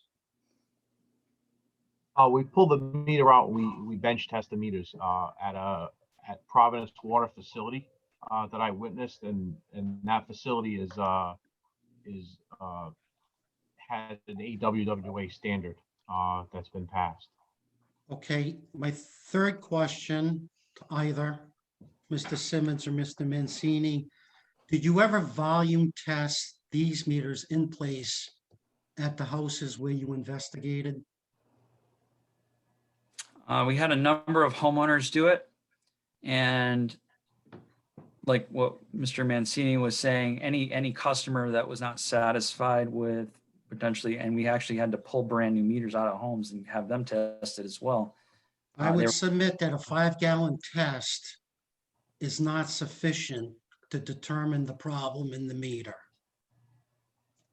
So that is a back of the envelope test available to the customer. Okay. We just wanted to provide that as just giving the customer a level of comfort in knowing that the meter that's provided has been certified and tested in a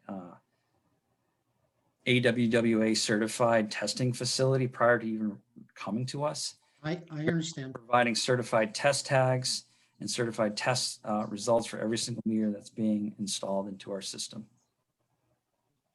My next question goes out to Mr. Simmons.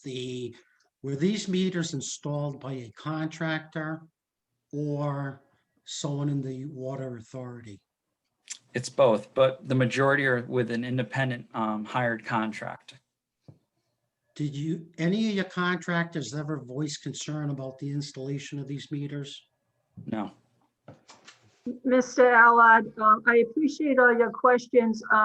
You've already used 4 minutes of the allotted 10 minutes. I invite you to come back at the end of the meeting to ask any more questions that you would like to ask.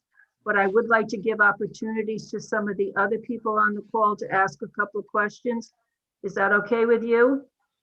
Well, to be honest, I've been waiting quite a while to speak, and if you don't have time for me, I'll say good night. Thank you. We do have time for you at the end of the meeting. We'll be happy. We've got 6 more hands up, so we want to get at least some of the questions out by each person.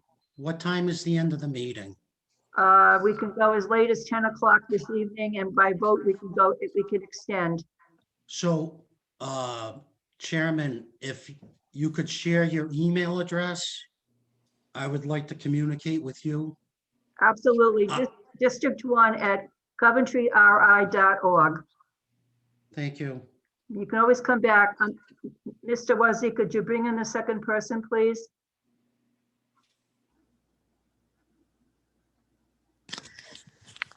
Jeremy, please state your full name, spell your last name, and give your address, please. Jeremy Kutu, COUTU, 34 King Street. Thank you, everybody, for allowing me to speak. I just want to go over a couple of facts from my case that have still not been adjudicated by Kent County Water Authority. As everybody knows, there was a dramatic increase. So mine increased 120% from last year. We had over 12,000 cubic feet of water used at my home. And it all is in an 8-day period. May, June, July, August, September, 2/3 of September are all normal usage. But in an 8-day period, 11-day period, I'm sorry, 8 of those days, I used over 5,000 gallons of water in a 4-hour period, stating that I used 20 gallons of water per minute in my home. Kent County Water did reach out after I sent a nasty email and put Senator Raptakis on copy. Dave, your mechanic, came to my house. He's got 35 years in the business. He could not find anything wrong in my home. Said he would state my case to you. I haven't heard anything. It's been 2 weeks.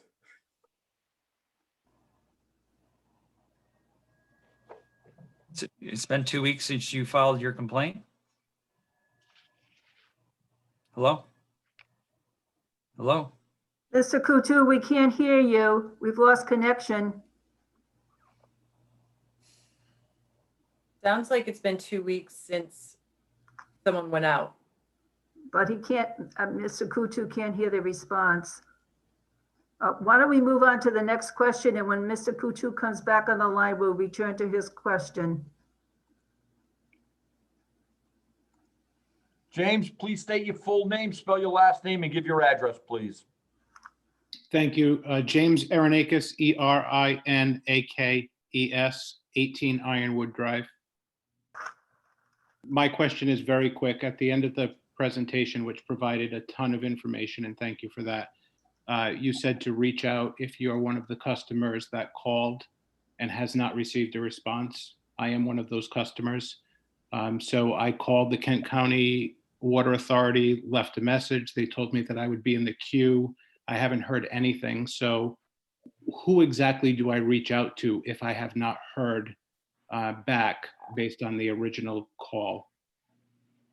When was the original call? End of November. Can you please reach out again, contact me directly? I'll provide the council with my direct information, and I'll make sure that you're addressed immediately. Thank you. Mr. Aronakis, I believe you're in my district on Ironwood. Yes, I am. Can you please either CC me or reach out to me? Sure. I'm at District 2 at coventryri.org. Thank you. Can do it tomorrow. Mr. Waziga, the next caller.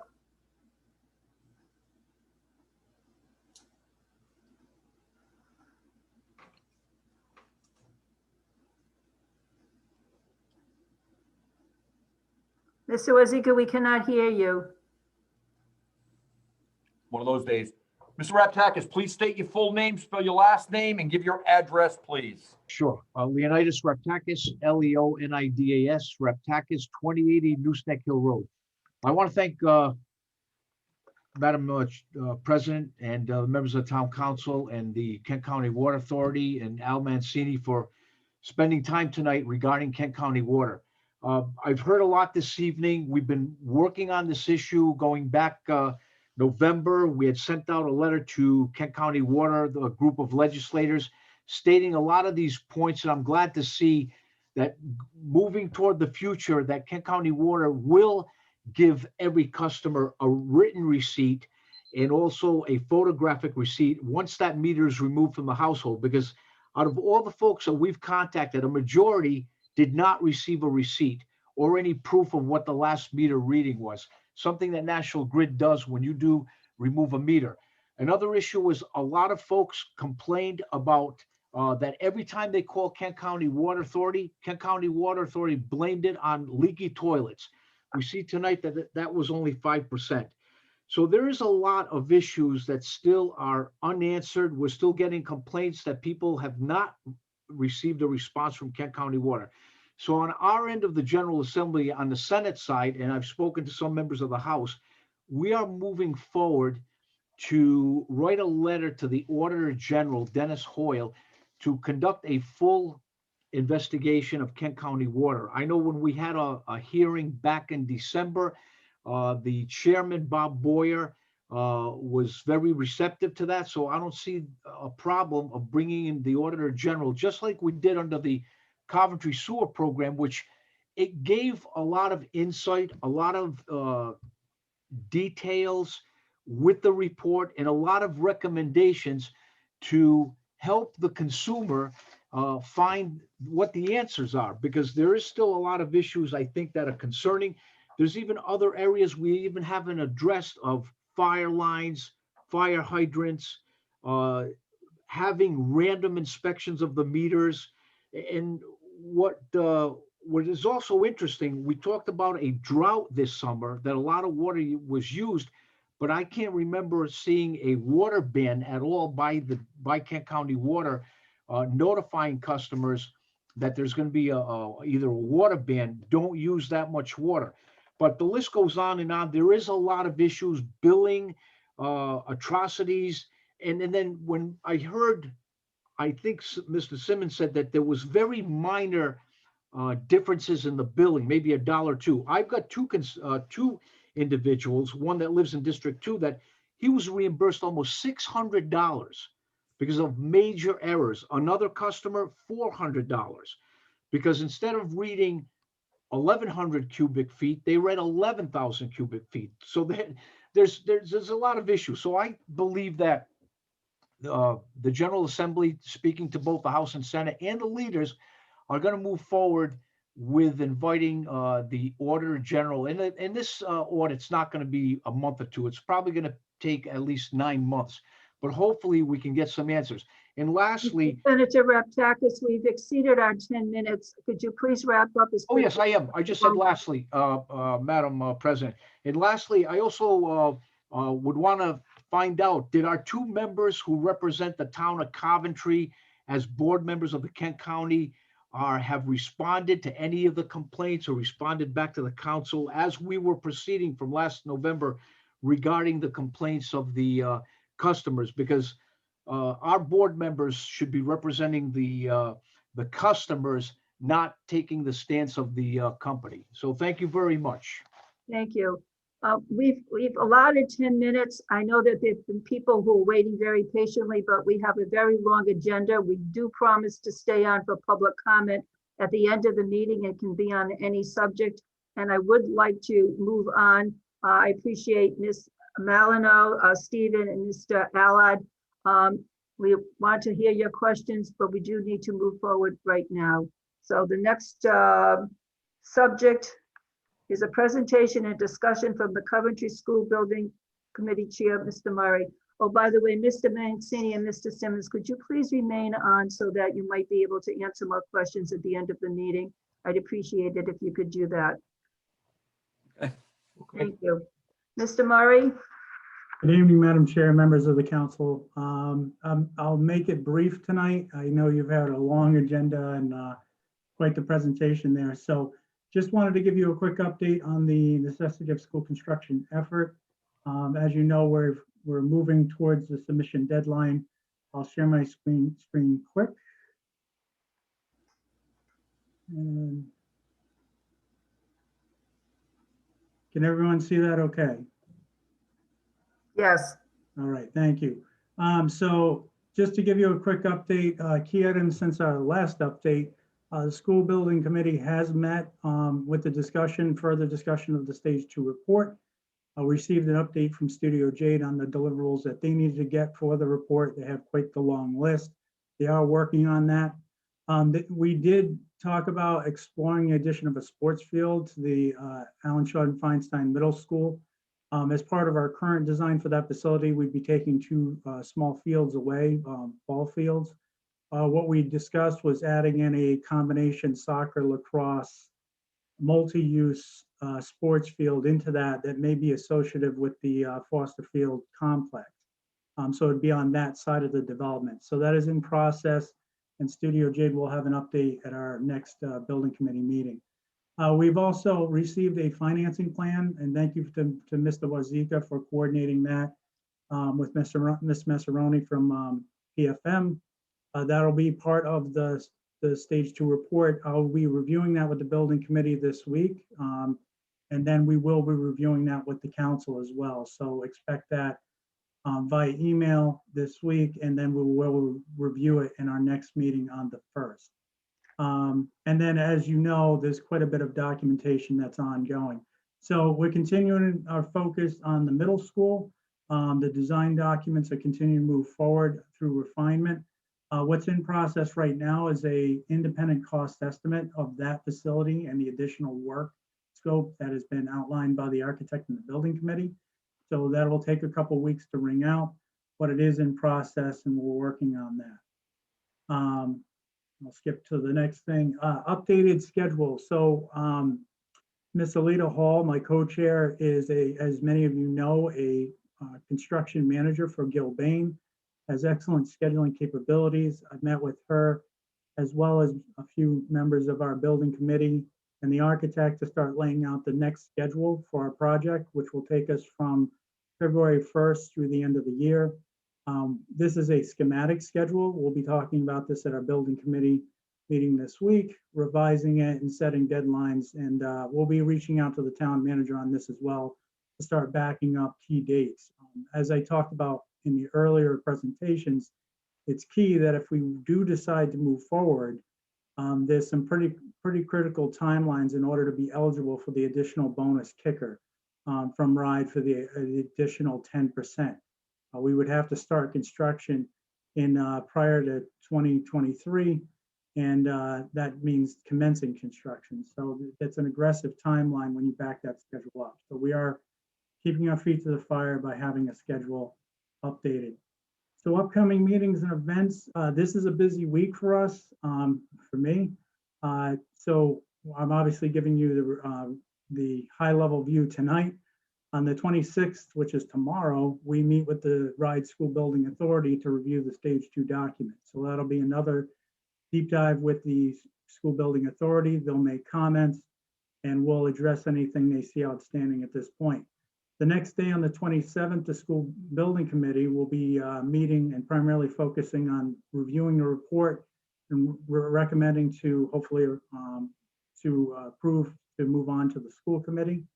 Then on the 28th, we have a school committee meeting, and we'll be also providing a presentation to the school committee on the stage 2 report with a hope to recommend for a vote to recommend to council for approval and submission. And then we do have a date slotted with the town council on the 1st to make a presentation. We'll provide a full presentation. Phil Conte will be here with Studio Jade to give you all a deep dive into the stage 2 submission and answer any questions that you have. On the 9th, we will continue to have our building committee meetings, and thereout we'll have monthly meetings. But what we're going to do is pivot onto information sharing, so community outreach on the project to inform them what we've been doing, where we intend to go as we wait on the RIDE stage 2 approval process. And then the 15th is really our key date. That is the mandated deadline for the necessity of school construction stage 2 submission. So with that, I will entertain any questions that you may have, and I will stop sharing. Are there any questions at this point? Mr. Murray will be back for a full presentation in just 1 week. Ms. Ludwig? Thank you, President Dixon. So, Mr. Murray, are you going to be including in the next detailed session some discussion as to the impact of the rejected budget on, I know there was some sort of potential impact for our ability to pay. I don't know all the details. I didn't attend the last committee meeting. So I think that was relevant to the state requirements to fund maintenance for our buildings. That was what was discussed. And the need to fund that through our operational budget, or somehow cut our way back into a budget that affords the building maintenance. So it won't be part of my presentation specifically. It's certainly something we should be discussing when we talk about the 22 budget, because that needs to be included as part of the conversation as a total budget, and especially on the school side. So it's part of the narrative, but for this particular report, we'll be addressing more of what the submission is, because that's really what we're moving forward at this point. Okay, thank you. Other questions by members of the council? Okay, I'd like to thank Mr. Murray. Mr. Murray is a family man. He has a full-time job. He's on the school committee. He's the chairperson of the Coventry Building Committee, and you can see that he has nothing to do this week, so. Nothing. But February 1st is a very important date because the council will be asked to vote on the presentation and the proposal that will go forward to RIDE. So I'm sure we'll receive some materials ahead of time, but that's a very important date for us to be ready for. So thank you very much, Mr. Murray. You're welcome. Thank you. Okay, we're going to move to agenda item 6C, presentation by the interim town manager, Mr. Ed Wazika, an update on the wind turbine and shadow flicker issues. After this presentation, I'll allow 10 minutes for public comment on this subject. And of course, I will reopen public comment at the end of the meeting for questions on any subject. Mr. Wazika. Thank you, Madam Chair. I'm going to try to keep this short and sweet. It's a long night. And let me move to my first slide.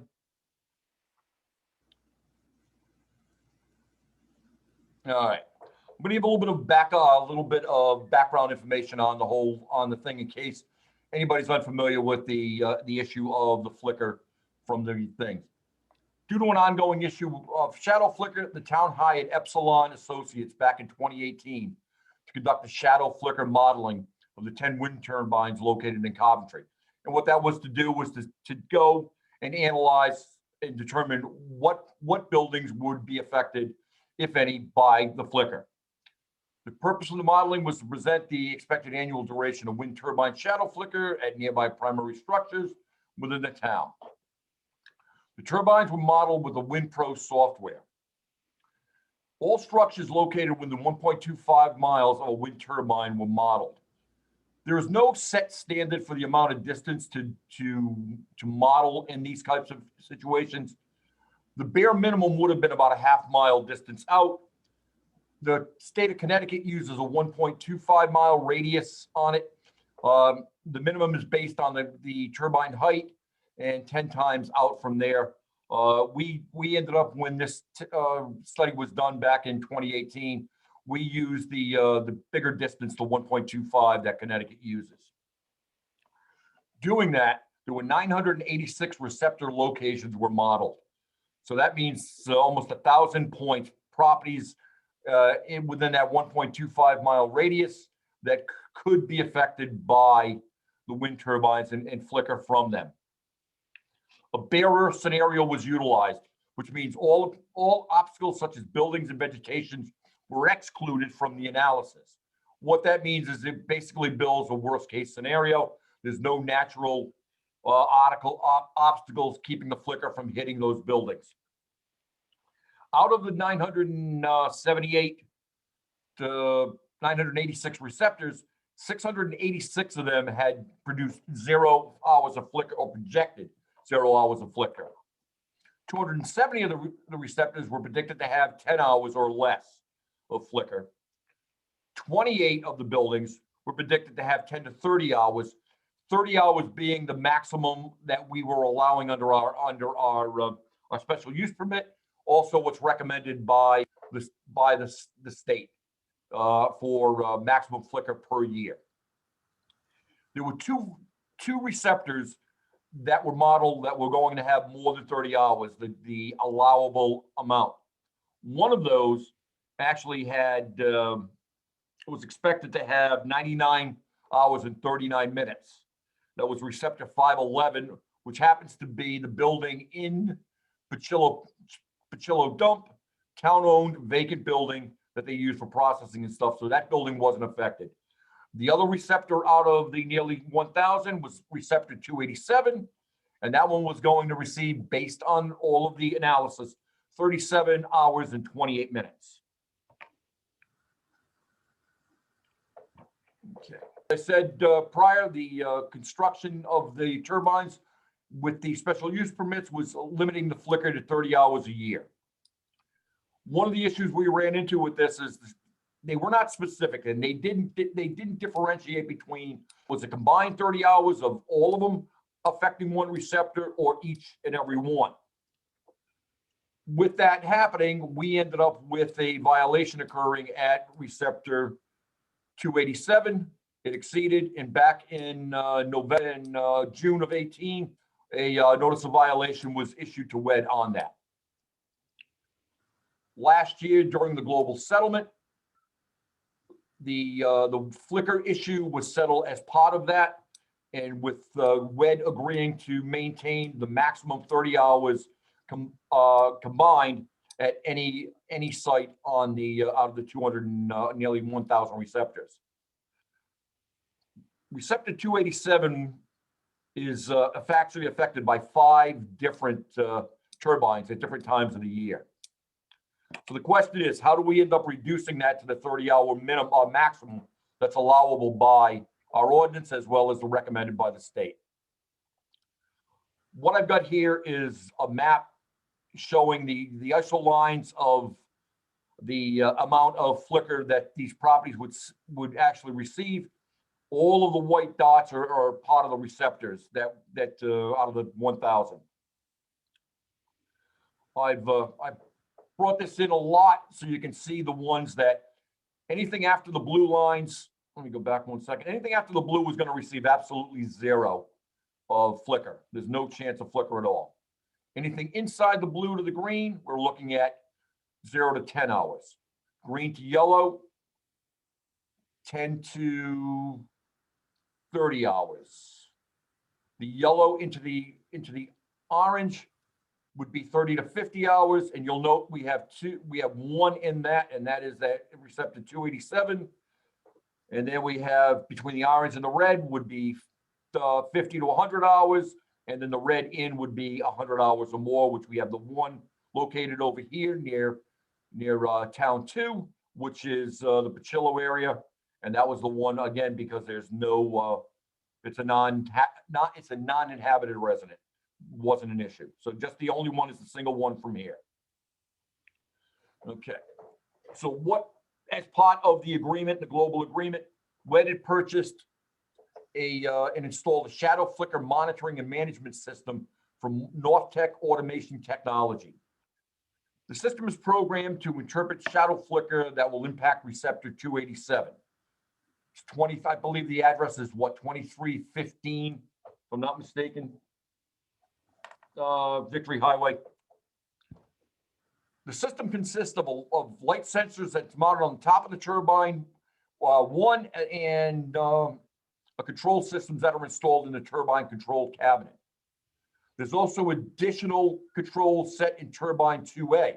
And what that does is it links both groups of turbines together and manages, it allows the system to manage and operate and be able to utilize shutting down the system when the flicker is going to occur beyond the 30 hours that's allowable.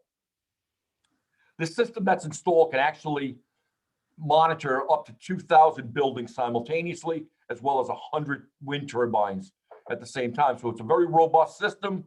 At the time, it's currently monitoring and analyzing and protecting Site 287.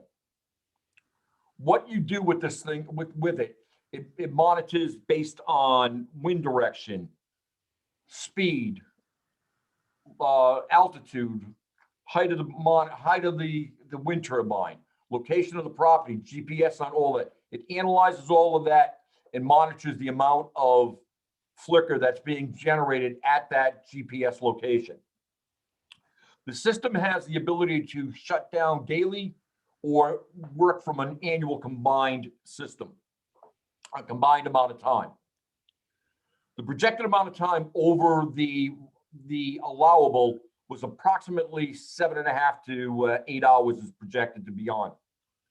What WED did, and it's all agreed to in the global agreement, is this system, instead of waiting until the 30 hours is met towards the end of the year and shutting down so it doesn't produce flicker later on in the year where it would have less effect on the homeowner, WED's got it programmed so it shuts down for the nearly 8 hours during the prime summer months. So it shuts down the turbine 5A is the one that's actually doing most of the effect. It shuts that down for the additional 8 hours during the summer. The system continues to monitor. So if receptor 287 was to receive additional time because of the fact that maybe we received more light than we were anticipating, or there was a longer flicker area, because the modeling is all done based on anticipated maximum amounts.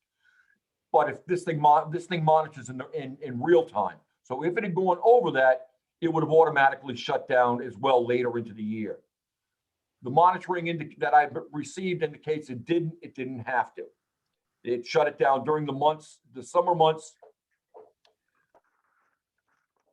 It monitors at all times.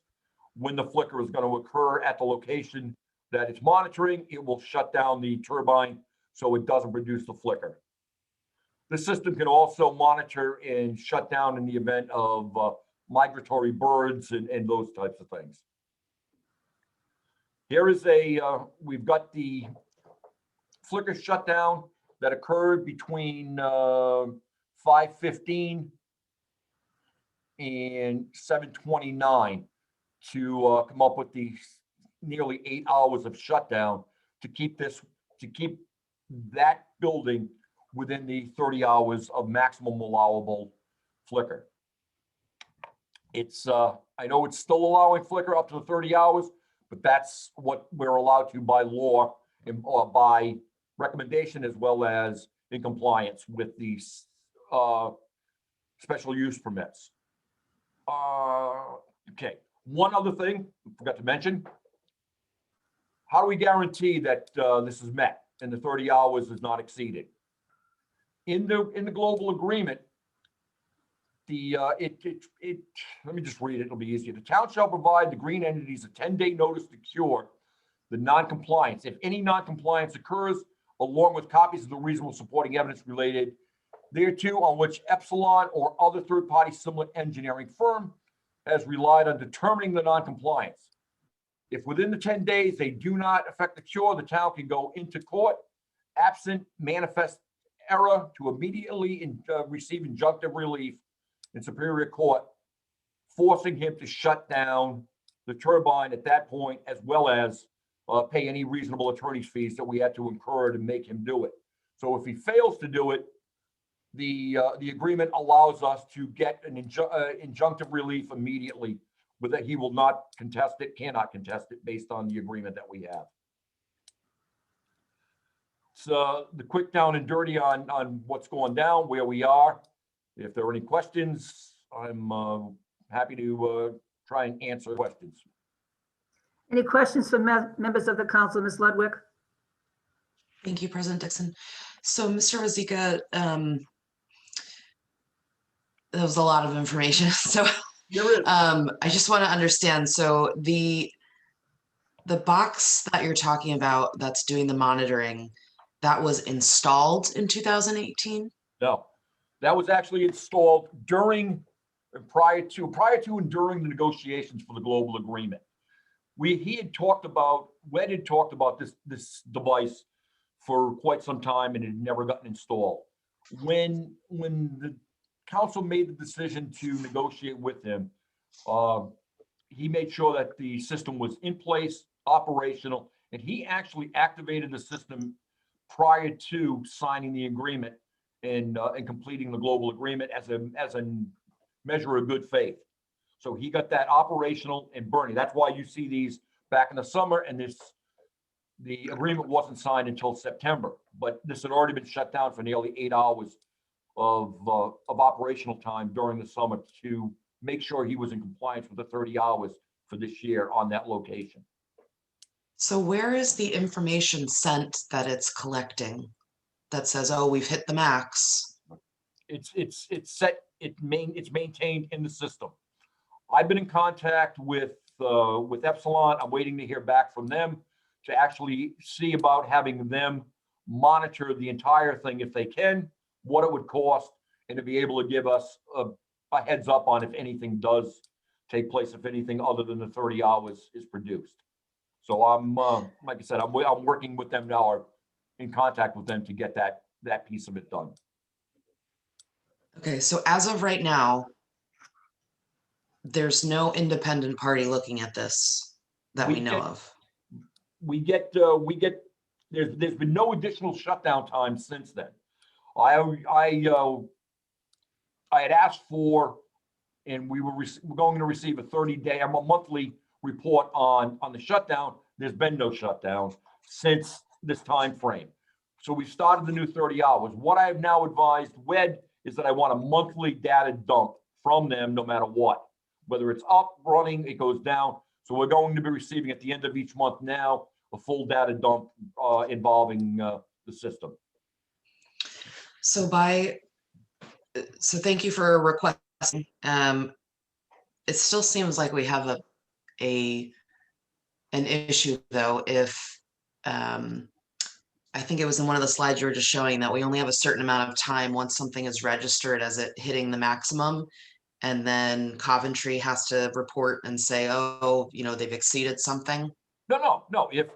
If it's determined that they've exceeded the 30 hours, we could go into a court and get an immediate injunctive relief and force him to shut down the turbine that's producing the offending additional flicker over the 30 hours during any time that the flicker would occur. So it sounds like we'd have to know that it actually occurred, and right now we're not getting that information. Well, we'll be receiving a monthly report as of January, at the end of January. That's why I'm in contact with Epsilon to see if they can do something to monitor and advise us if they see any violations of it. I haven't got a price on it yet. I'm working, like I said, I've been in contact with them to try and get that, and hopefully within the next month or so, we'll have that in place. So we'll have an outside party monitoring as well. And that's part of the agreement on that outside party monitoring it. Thank you. You're welcome. Other questions from members of the council? Ms. Shockley? Because the monitoring system can cover so many, you said up to 1,000, I think? Up to 2,000 points, correct. Would it behoove us to do the other 28 that are within 10 and 30 hours? Monitor those as well? Is flicker constant? Like, is it consistent, I should say? No, it isn't. Right, so if there's others that are gonna go above the 30. No, none of the others are projected to go anywhere near the 30. Okay, you have 10 to 30, so. Yeah, the Epsilon report is based on the average amount of daylight time. It doesn't take into account, those projections don't take into account adverse weather, conditions where there are days when there's no wind blowing. This assumes the worst case scenario that the sun is shining, the normal amount of hours during the day, and that the wind is blowing all day based on, or at normal annual average during those time frames. So it's giving us a worst case scenario on it, the expected. The reality of it is, in most cases, almost all cases, it's actually going to be less hours than what the report is predicting. The predictive report is giving you higher numbers than what the reality is on those. So can I just ask, because I truly am not that knowledgeable on this, is it possible? This might sound completely naive. Would there be ways of turning things off when flicker was expected to happen for beyond just, oh, it went to 30 hours? Like, it seems residents have a real problem with this flicker, even though if you don't live in one of these homes, it seems very minimal. But if we can turn it off for 8 hours in the summer, are we turning it off could we turn them off during times of peak flicker? That's when they're being turned off now. Beyond just this 30. one, or these 5? I'm just asking, I truly Right. am.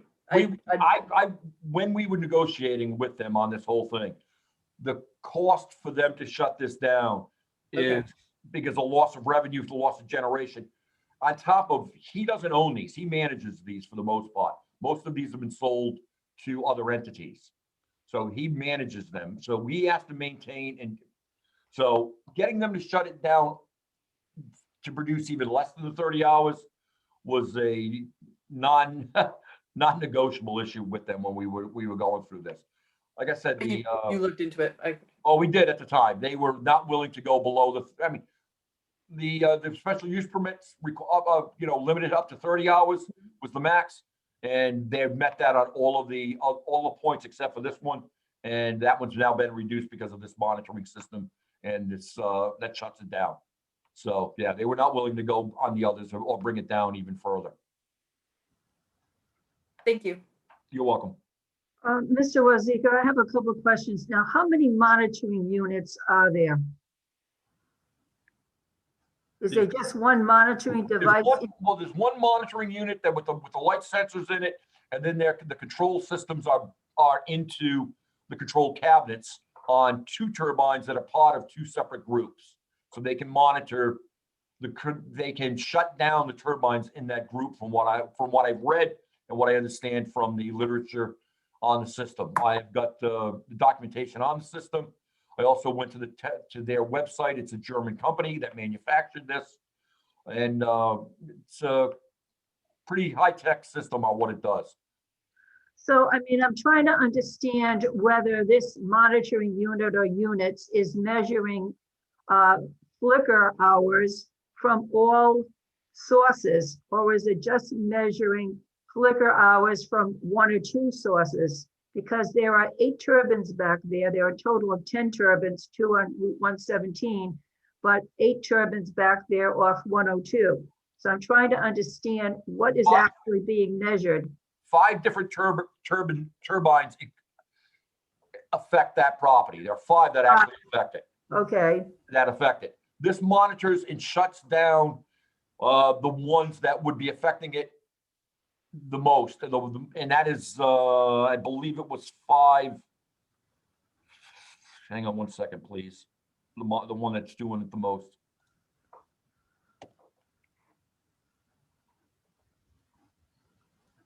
I guess my issue is this. The ordinance says 30 hours of flicker per year from all sources, all turbines combined. Right, and that's what's being done.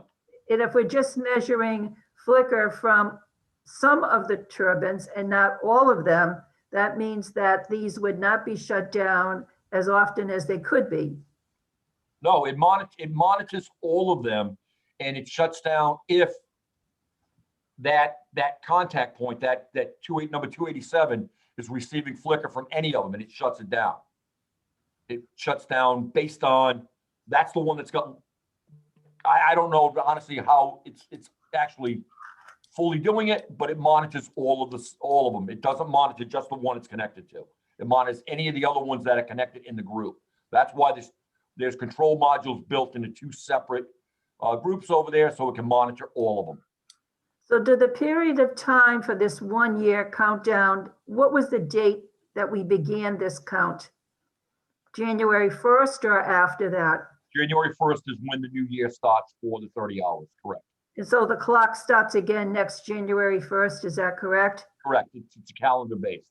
Okay, so if you do not get monthly reports and then do the analysis, I mean, how are we going to know that there is compliance to this requirement in our ordinance? well, that's why I'm contacted Epsilon to see what they can do on monitoring it. If they can't, then I'm going to look at other parties, because the agreement allows to go with whoever can monitor and keep them in compliance. So we will be finding a company that will make sure that it stays in compliance.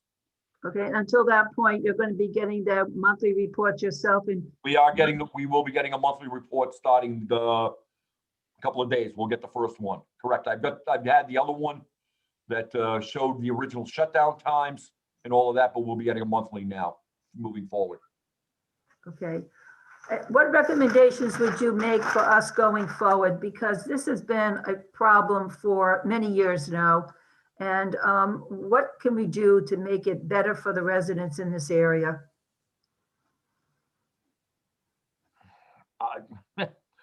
Ma'am, I don't know, honestly, off the top of my head. I don't know what we could do to make it better on those. They were allowed to go up. They're there. They're in compliance as far as the flicker. And I mean, the issue of sound is something new. And I've given you documentation on that. But at this point, I don't know what else we can do to alleviate any more of the issues involving this. Okay. Are there any other questions by members of the council at this point in time? Ms. Ludwig? Maybe not a question, but more of a follow-up comment, President Dixon. So just to add on to your question about what can we do, I know there was a settlement several months ago in relation to the turbines. I know that we're working on this. Mr. Wazika, you said you're working on getting the reporting, but we still have a number of citizens who appear to be affected. Admittedly, as Member Shockley noted before, I also don't know the full history here, but it would be helpful if we determined whether we can investigate or look into whether there are other things we can do. I don't know if that means, something like a turbine ordinance, similar to what we did for solar. But it's certainly something that maybe we can continue the discussion on later this year. I don't know if that would provide relief to some of the residents who are having an issue currently, but maybe we can look towards the future and use some lessons learned here. So more of a comment. Thank you. There is a turbine ordinance now, Ms. Ludwig. We do have a wind facilities ordinance, and we have been working on updating that with a small study group.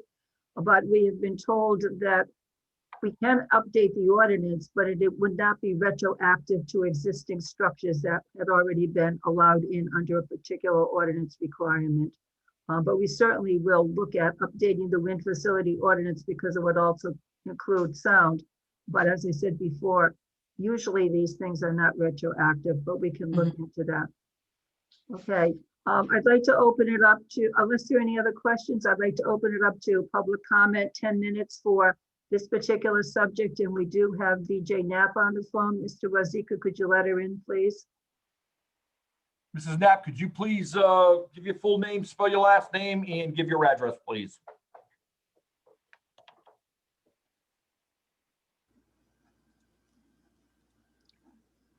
Mrs. Knapp?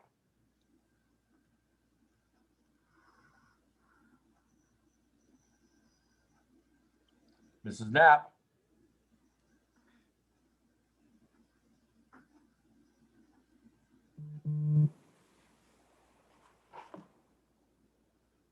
Hello, Mrs. Knapp?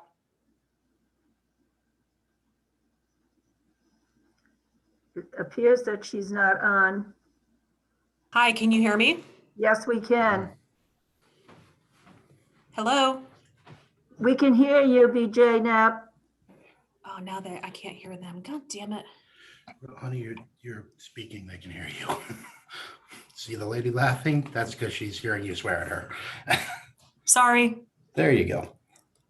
So I have the microphone. Switch that one to the top one right there. This guy? Yep. Okay, how about now? We can hear you. Can you hear us? Woo! Hi. So BJ Knapp, KNAPP, 2151 Victory Highway. So I am currently impacted by the wind turbines. I have 4 of them that are 0.4 miles from my back door. Noise is more of an issue for me than flicker is. We often have very loud turbine whooshing overnight at all hours of the night. It often wakes us up.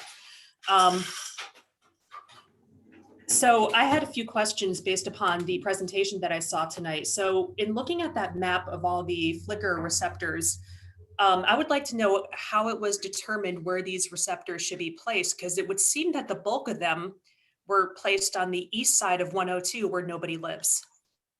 They No, seem to be in the Maxwell Maze facility.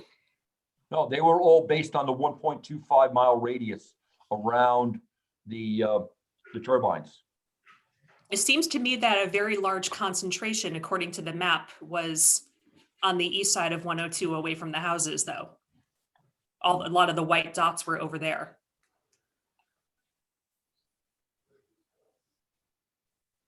I don't know if we can bring up that map again. I'm going to bring up the report. Hang on one second. Let me do this.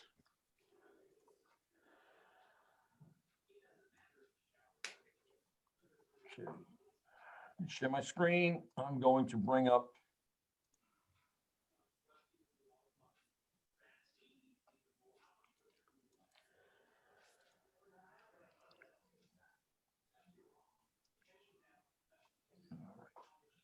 Are you seeing? You should be seeing a report. Right. I wanted to see that map Yep, I'll bring again it that back you up. had in your PowerPoint. Yeah, that one. Here's the full maps, and what you got was Okay. a piece of it before. So here's the full maps with every one of these white dot is one of the receptors, one of the houses or buildings that were throughout. Okay, so those ones that are very far to the east, are those houses or are those just random points?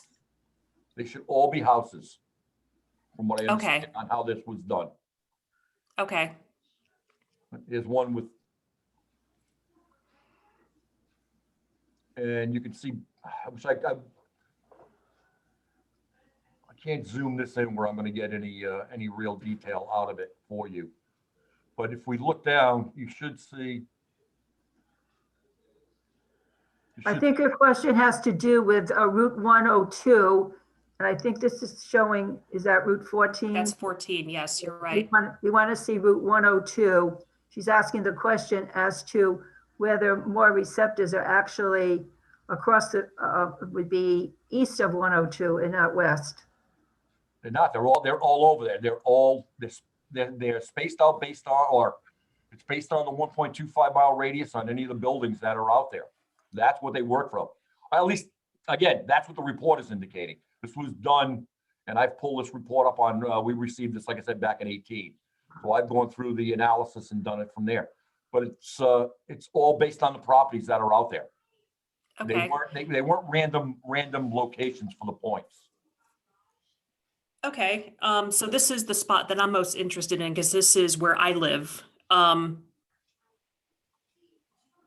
Okay, so way off into the east, we have many receptors way over there, which of course they're not going to see anything because that's quite far. Right, but that was the 1.2. That was 1.25 miles away from the furthest, from the what do you call it? From the turbine itself. So that's how they Okay. model these. Okay. My other question is, what is the ETA for the outside party to start monitoring this? I think it would behoove the town to have our own data. Well, that's why I'm working with them to get this done as quickly as possible. Hopefully it won't take that long to get this fully operational with the outside monitoring. I'm hoping no more than a month or so prior to when the summer months are here, get it done during the winter when there's, my understanding, less flicker. So, but get it done so we know it's in compliance once the summer comes. Okay, then my final question is relates to the noise, which is the issue that impacts us the most. Will a similar study be done as it relates to noise in addition to the flicker? That hasn't been determined by the council yet. If that's something this council so chooses, then we could do that and have an analysis done based on that, on a similar type study. So when will the council make a ruling on that? It's up to the council. That's in their hands. If they want to move forward with something like that, we can put an agenda item up. They can discuss it, and then we can get a company to go and do that analysis. Okay, I look forward to learning more about remediation for noise. Thank you. And those are my only questions. Thank you for your questions, BJ. Thank you. Thank you. Are there any other questions from the members of the public now? There are no others at this point, Madam Okay. Chair.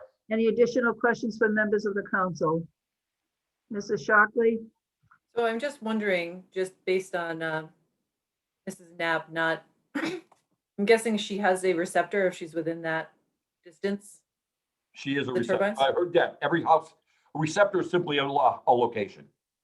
Okay, so you don't put anything on the house, you simply? No, they Okay. just call that location a receptor. That was Okay. the designation they used during the reporting, the And analysis. she also mentioned she was within 0.4 miles, and I thought 0.51 was the shortest. So I'm just wondering, like, where measurements may No. have. No. The shortest we would have modeled out was a half mile out.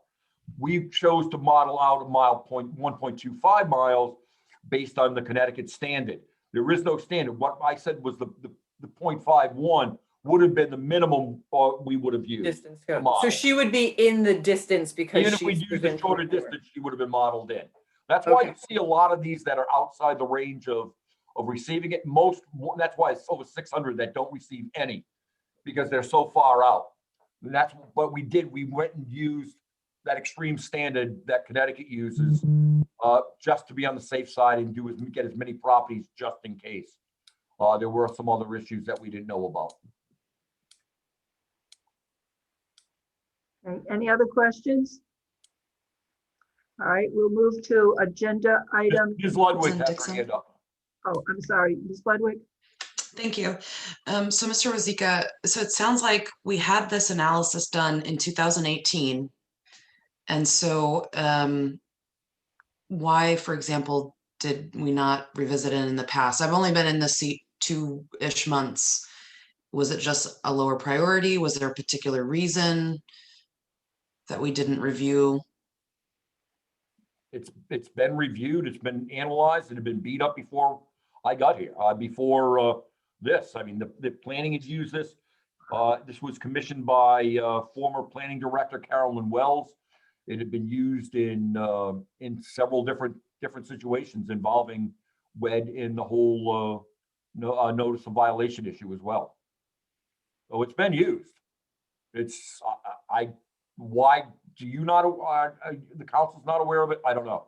I mean, it's just something that was done in preparation for possible issues involving this, and I'll just put it that way.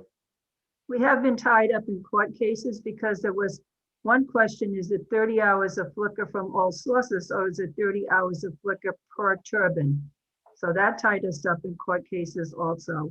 So that just says to us that when ordinances are written, when decisions are made, the language has to be crystal clear, not vague, not gray, but has to be crystal clear as to what is the requirement. So that's one of the answers to your questions, but I'm sure it's not the only one. The data has been used. The data has been used on numerous occasions, and this study's been used. It just, if you would like, I'll send you a copy of it. I'll send a copy. I think I'm just more interested in whether there's any other items that we think we may need to monitor for, or anything else like that. And I don't know if we can answer that tonight. But yeah, I'd be interested in seeing a copy just to see if there's anything else that we think there's worth doing. Well, this So the study only covers flicker. That's all this Epsilon study is about. There's nothing else in it other than flicker. The criteria, how it was set up, the locations, the data, that's it. But it doesn't deal with any other issues involving the wind turbines. Okay. I have just recently met with a few people out from President Dixon, your district. We spoke with a few of them last weekend, so this is kind of the first time I'm learning about some of the items that don't get brought up in the town council sessions. So what I have heard from residents is about the flicker and about the noise, but I would be interested if any other residents have, you know, additional complaints or things that we need to also consider either monitoring or other avenues. So I will reach out on my own as well. All right, thank you. But I had heard from only one particular resident who noticed a problem with the noise. He identified himself with some issue having to do with the way the blades were moving. He did call the chief engineer. The engineer came out, and there was a shutdown of a particular turbine, and the correction was made immediately. But that's the only other issue that I have heard about. But we certainly can explore other avenues. I notice that Ms. Knapp has her hand up. One more question from her, please, Mr. Wazika. Just maybe 1 second. I was trying to send that email out to everyone.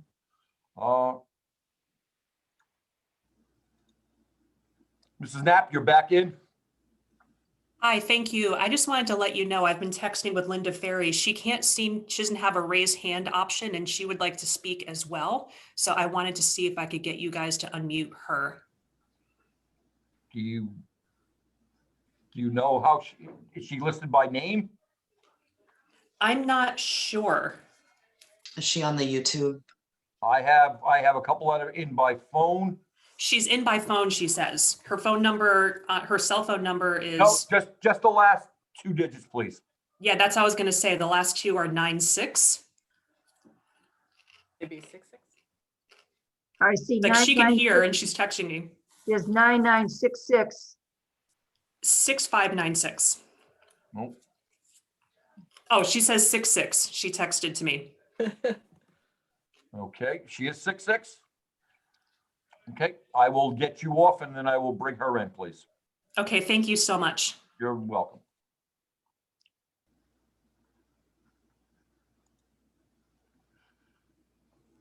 Linda, please state your full name, spell your last name, and give your address, please. She's muted right now, I believe. She is. Mrs. Ferry, you have to unmute so we can hear you.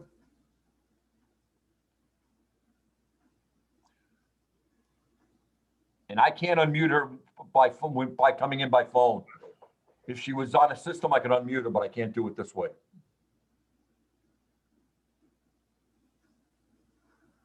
Ed, can she call your office line? Can you put her on speaker? I'm gonna, give me 1 second. Check the, And not to interrupt, but it's *6 to unmute. that's what I was looking for, Mr. Murray. Thank you. What is it? *6. Linda, *6 on your phone, please.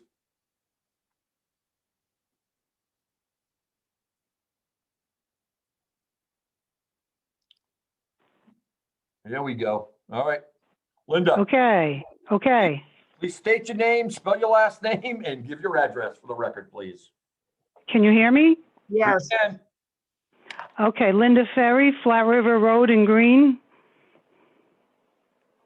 You have the floor, ma'am. Okay, thank you for unmuting me and going through all that rigmarole.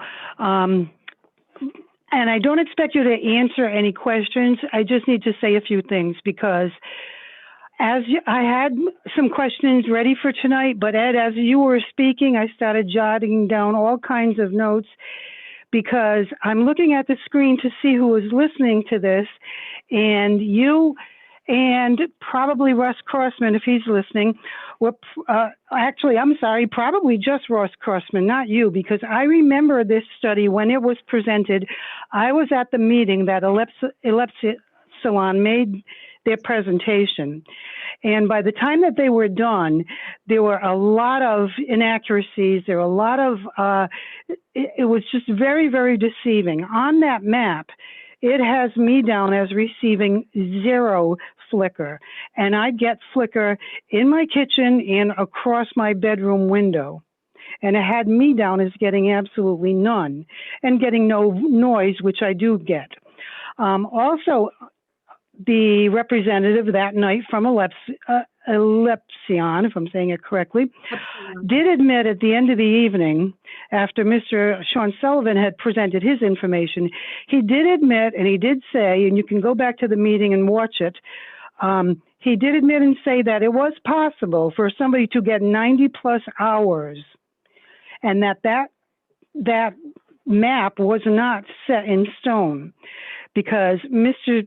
Sullivan was asked by the town to write down and keep record of all his flicker, and he did that religiously. And now, because of this global settlement, all his efforts, all the torment he's been going through for the past 5 years, totally thrown out the window. Another thing I'd like to say, excuse me? Can you still hear me? Yes. Yes. Okay. Again, I don't expect any answers. I just need to make some points because this goes very deep here. And what you were saying, Ed, that day you weren't, I don't believe you were on board then, because this goes back to before Caroline Wells. This goes back to Graham Waters. This goes back a long while. And we need, I'm looking at my scribbled notes. You had mentioned the prime summer months. Everybody thinks because it's summer and it's sunnier that those are the worst months of flicker. That's not true. March is one of the absolute worst months of the flicker. Just because it's summer and we have longer days does not necessarily mean that the flicker is worse.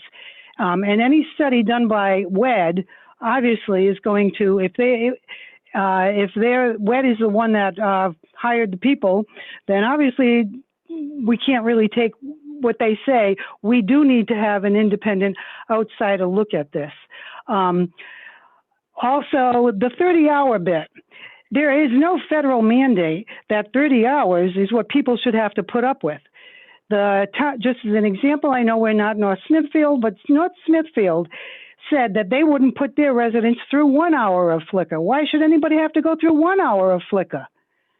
Never mind 30. And they stated it is not a federal mandate. I don't know where you got, Ed, where you said that it is law. I don't know what. I corrected myself. I didn't mean to say okay. Law. It was advised, not law. I did correct myself. Okay, thank you. This is a standard that WED came in and presented themselves with because they were using 30 hours in Germany. And Germany is now having all kinds of trouble in taking down their turbines. Well, Linda, another thing I want to... Linda, if I may answer that, the state of Rhode Island also recognizes the 30 hours as the amount. It's even in their wind energy policy. It's not just from WED. Okay, then I'm going to go back to why does a resident have to put up with 1 hour of flicker? This was a flawed process from day one, and it goes way back to before most of you, all of you there, except Russ. It goes way back before any of you had any access to any of the public documents and any of the baloney that we were sold over and over again because we were told lies by WED. And he has a history of changing his tune and giving false information or tweaking information. So this goes much, much deeper than just what you have said tonight, Ed. And it still needs to be there needs to be an investigation going back to how this whole came about in the first place and how there are people that are receiving more than 30, because again, that map says I receive none, and I do get it in my kitchen and I get it across my bedroom window in the morning. The other one I see there, Nick Gorham, I don't know if he's off because I know he's supposed to recuse himself when it comes to anything with the turbines. In other words, there's a lot that you people don't know. And we need to go forward with an outside person monitoring it, because if WED tells you they're monitoring it, frankly, us out here, we don't trust them. because they've pulled too many shenanigans. So with that, I will close because I could go on and on. Again, I don't need any answers right now, but we do need to see this investigated further, more deeply. There's a lot you need to be filled in on. I've already extended an invitation to Mrs. Ludwig to come out and look for herself and listen for herself. And I'd like to extend that to Mrs. Shockley, please, because Mr. LeBlanc already reached out to us. He has been to Mrs. Sullivan's. He's heard it. He wasn't there at flicker time, but he did hear it. So there's a lot more. This is not like a done deal. We made the settlement and so on. The job of the town council is to protect us from harm. The prior town council caused us harm. We're reaching out to you to please help us fix this.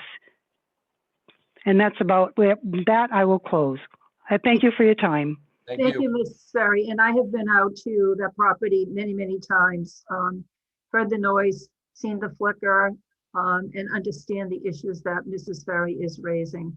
So we can continue this on at another meeting. Thank you, Mrs. Ferry, and thank you, Mrs. Knapp. We are running very close to 10 o'clock. I'm going to recommend that we postpone item C7, an update on rules of engagement between the town and the school department for fiscal year 2021-22. Going to recommend we postpone that till February 1st. I'm going to recommend that we postpone item D1, the appointment of the tree warden. That needs to be done in January, I believe, but if we can do it February 1st, we'll be close to the wire. Is that okay, Mr. Wazika? Joey, I don't believe so, ma'am. We need to do that tonight. Has to be in the state by February 1st. We have to do that right away. Okay, we'll move to item D1 immediately. Mr. Wazika, tell us a little bit about the role of the tree warden and I read something that describes what a tree warden is. He protects the trees from us and he protects us from the trees. And I thought that was a really good simplistic explanation. If there's a tree with an issue on town property, he'll recommend what needs to be done to it. And also he tries to make sure that we have proper growth as well. So that's what the tree warden does. Okay, the council did receive in packets information about the charter requirement for a tree warden. You also received a list of qualifications, not only of the person who is being appointed, which is Mr. Wazika's appointment as by charter. So I'd like to ask the town clerk to read the resolution on page 24 of 71 of our agenda.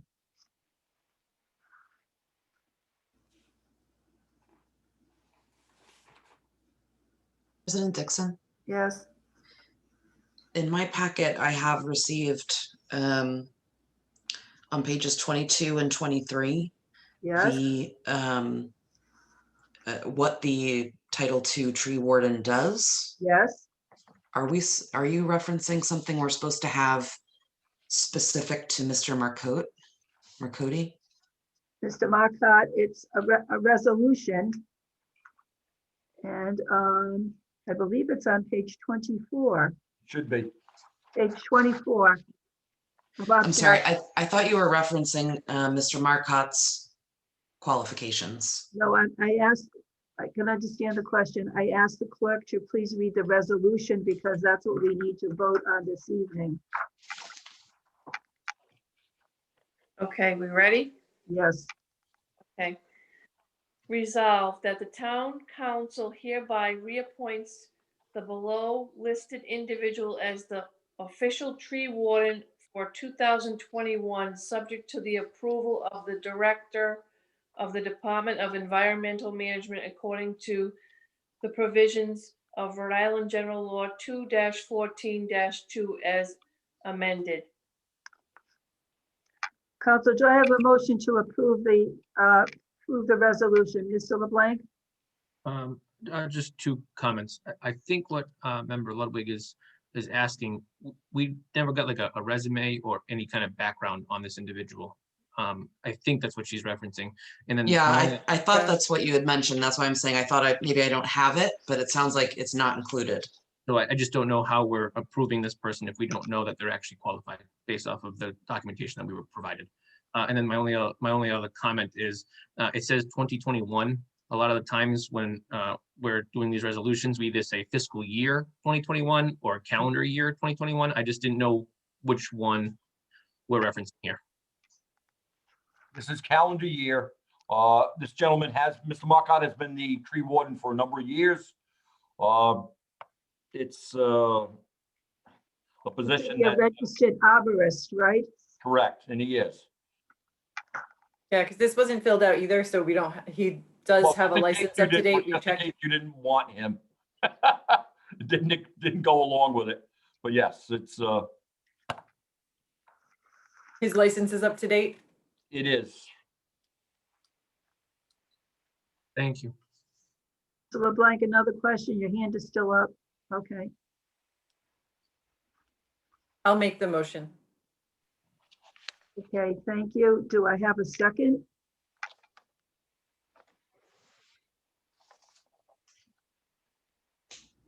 Okay, I'm going to second the motion.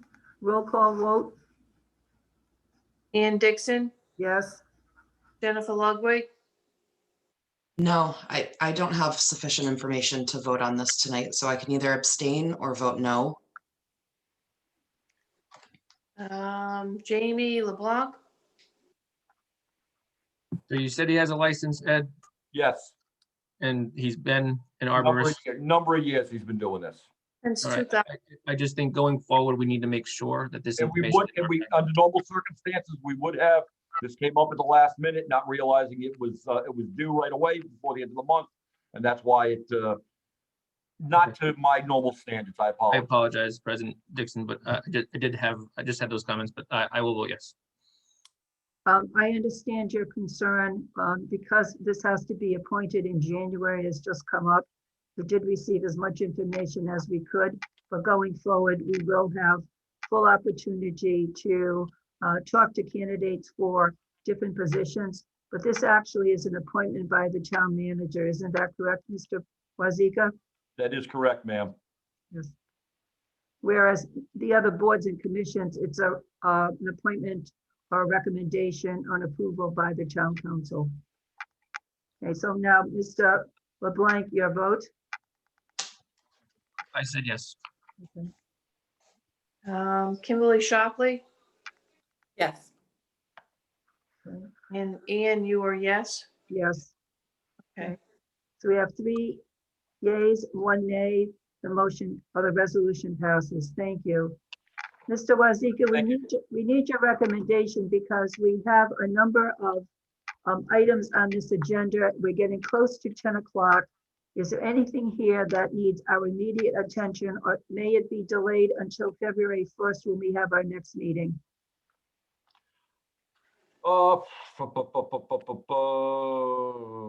We can. The solar contract to engage in, I gave you the contract on that. The solicitor has reviewed it, and I'd like to get that started. The sooner the better on that one. That is item F4. And that's the consulting contract for the solar energy to ensure that we get the best deal possible for going forward on Arnold Road. So that is the one that you would recommend that we would handle this evening? I would like that one, if we could do it, that'd be great. And get that done so we can move it forward. The rest, I hate to say it for the people who've been here all night, but we'll move the others to February 1st. And we also promised some more opportunity for public comment. So we're going to have a motion to go beyond 10 o'clock in order for us to continue. If we're I'll make that making that motion, could we please just try to get through as much as we can? Our agendas are so full, and there are things that I think everyone on this council has asked to have on future meetings. Some of these seem relatively quick. I'd rather try to get through as much as possible. So we need to start off with a motion to go beyond 10 o'clock. I'll make that motion. Okay, do I have a second? I'll second. Thank you. Roll call vote, please. Till what time? Well, let's make the motion to go beyond 10. Roll call vote, please. Ian Dixon, Yes. Jennifer Ludwig, Yes. Jamie LeBlanc, Yes. Kimberly Shockley. Yes. 4 yeas, 4 nays. The motion passes. I would recommend that at 10:15, we do another process check and determine whether we need to go beyond that or we continue on February 1st. Okay, so let us go to the one that is the most important to Mr. Wazika, and that is F4.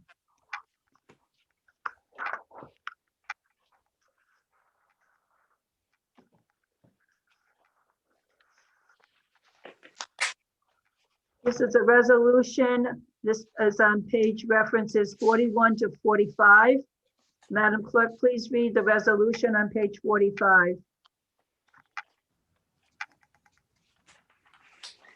Be it resolved that the town council hereby approves and authorizes per town charter, section 10.23, competitive bidding, except in the case of professional services, the interim acting town manager to award a contract for analysis and evaluation of the competitive market in Rhode Island for an on-site solar lease agreement with Balance Rock Energy Incorporated.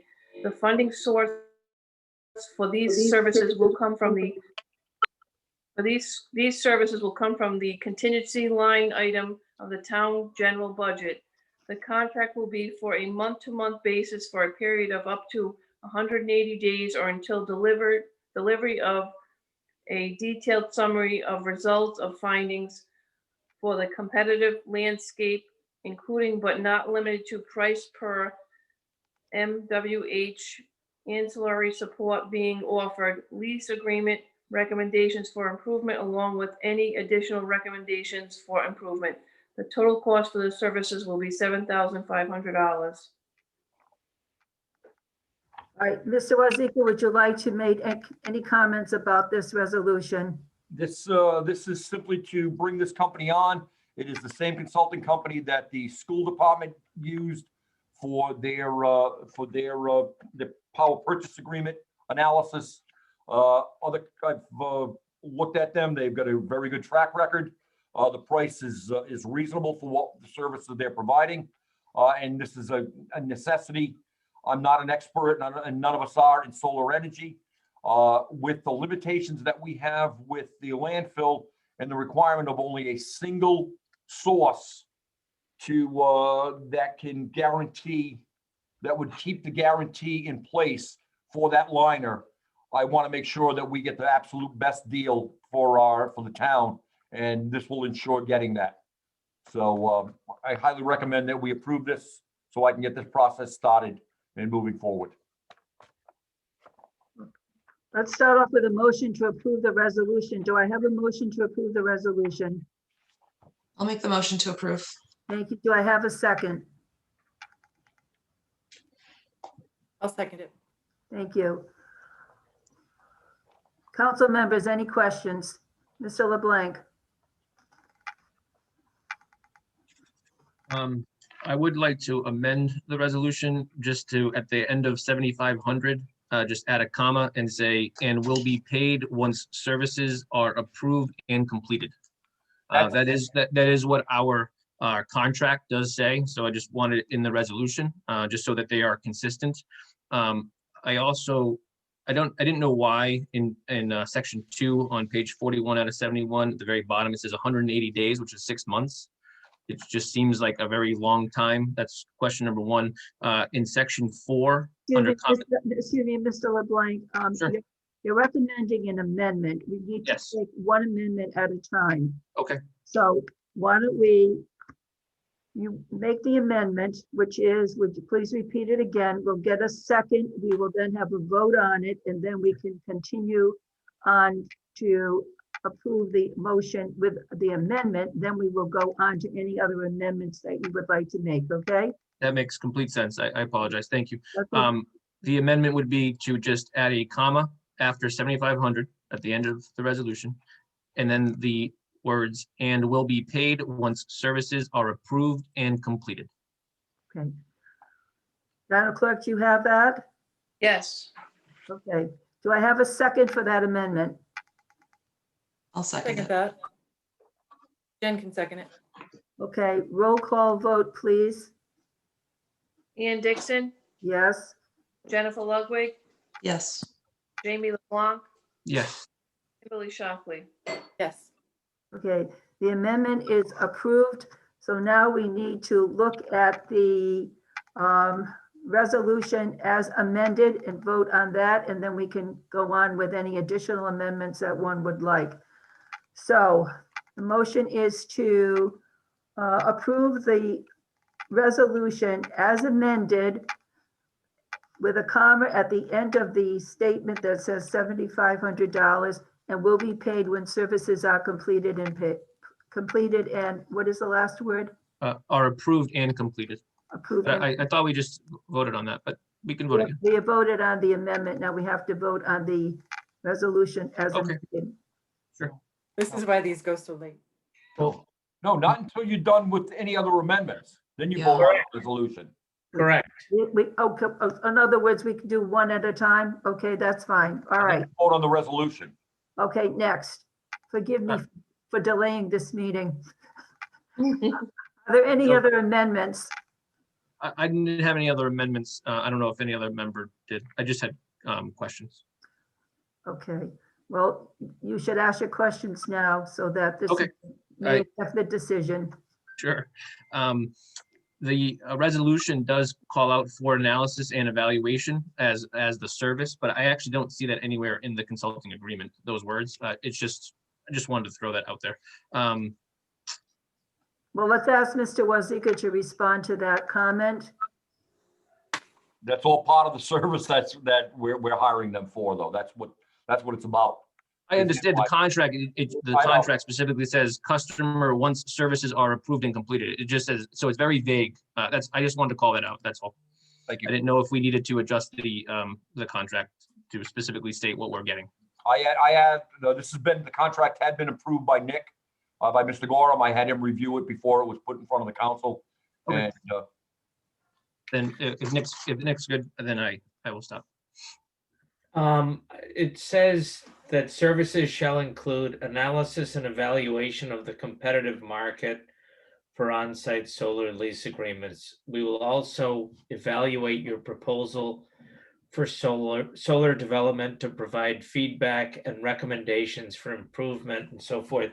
I think it's clear that the contract requires the company to tell the town manager what the best deal is and the town council as well. So I think What page is that in our packet? it's page excuse me, page 41 of 71, definitions. Okay. The definitions of the contract, to me, really dictate the most important term of the contract, which is what they're going to do. Okay. In Defines what compensation where it says services are. services, I apologize. Thank you, Nick. Okay, yep.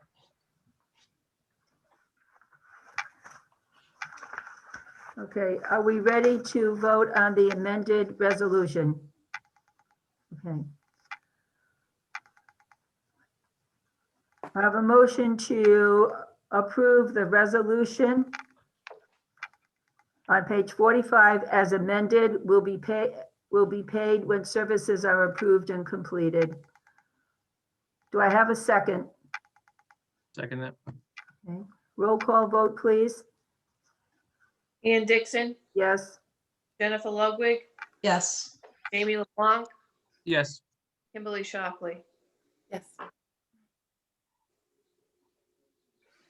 For ayes, no nays, the resolution passes. Thank you very much. The next item, D2, approval of National Grid Verizon utility pole location requests.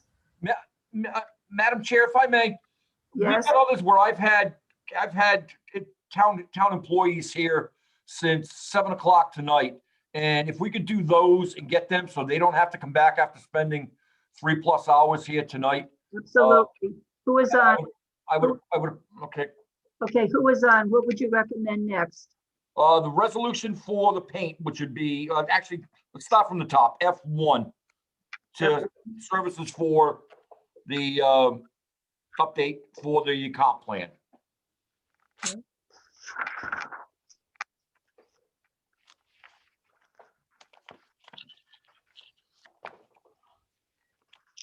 This is F1, page reference 29.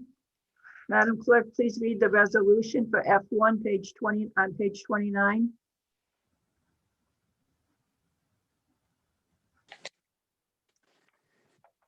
Be it resolved that the town council hereby approves and authorizes the interim town acting town manager and staff to obtain services from an outside vendor to assist with the preparation of the town of Coventry comprehensive plan update as required by Rhode Island General Laws 45-22-2.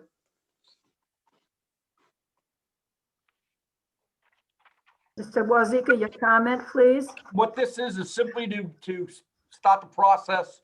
We have talked in the past about redoing getting the comp plan completed. The old comp plan is a mess as far as the half attempt that was done a few years ago to update it.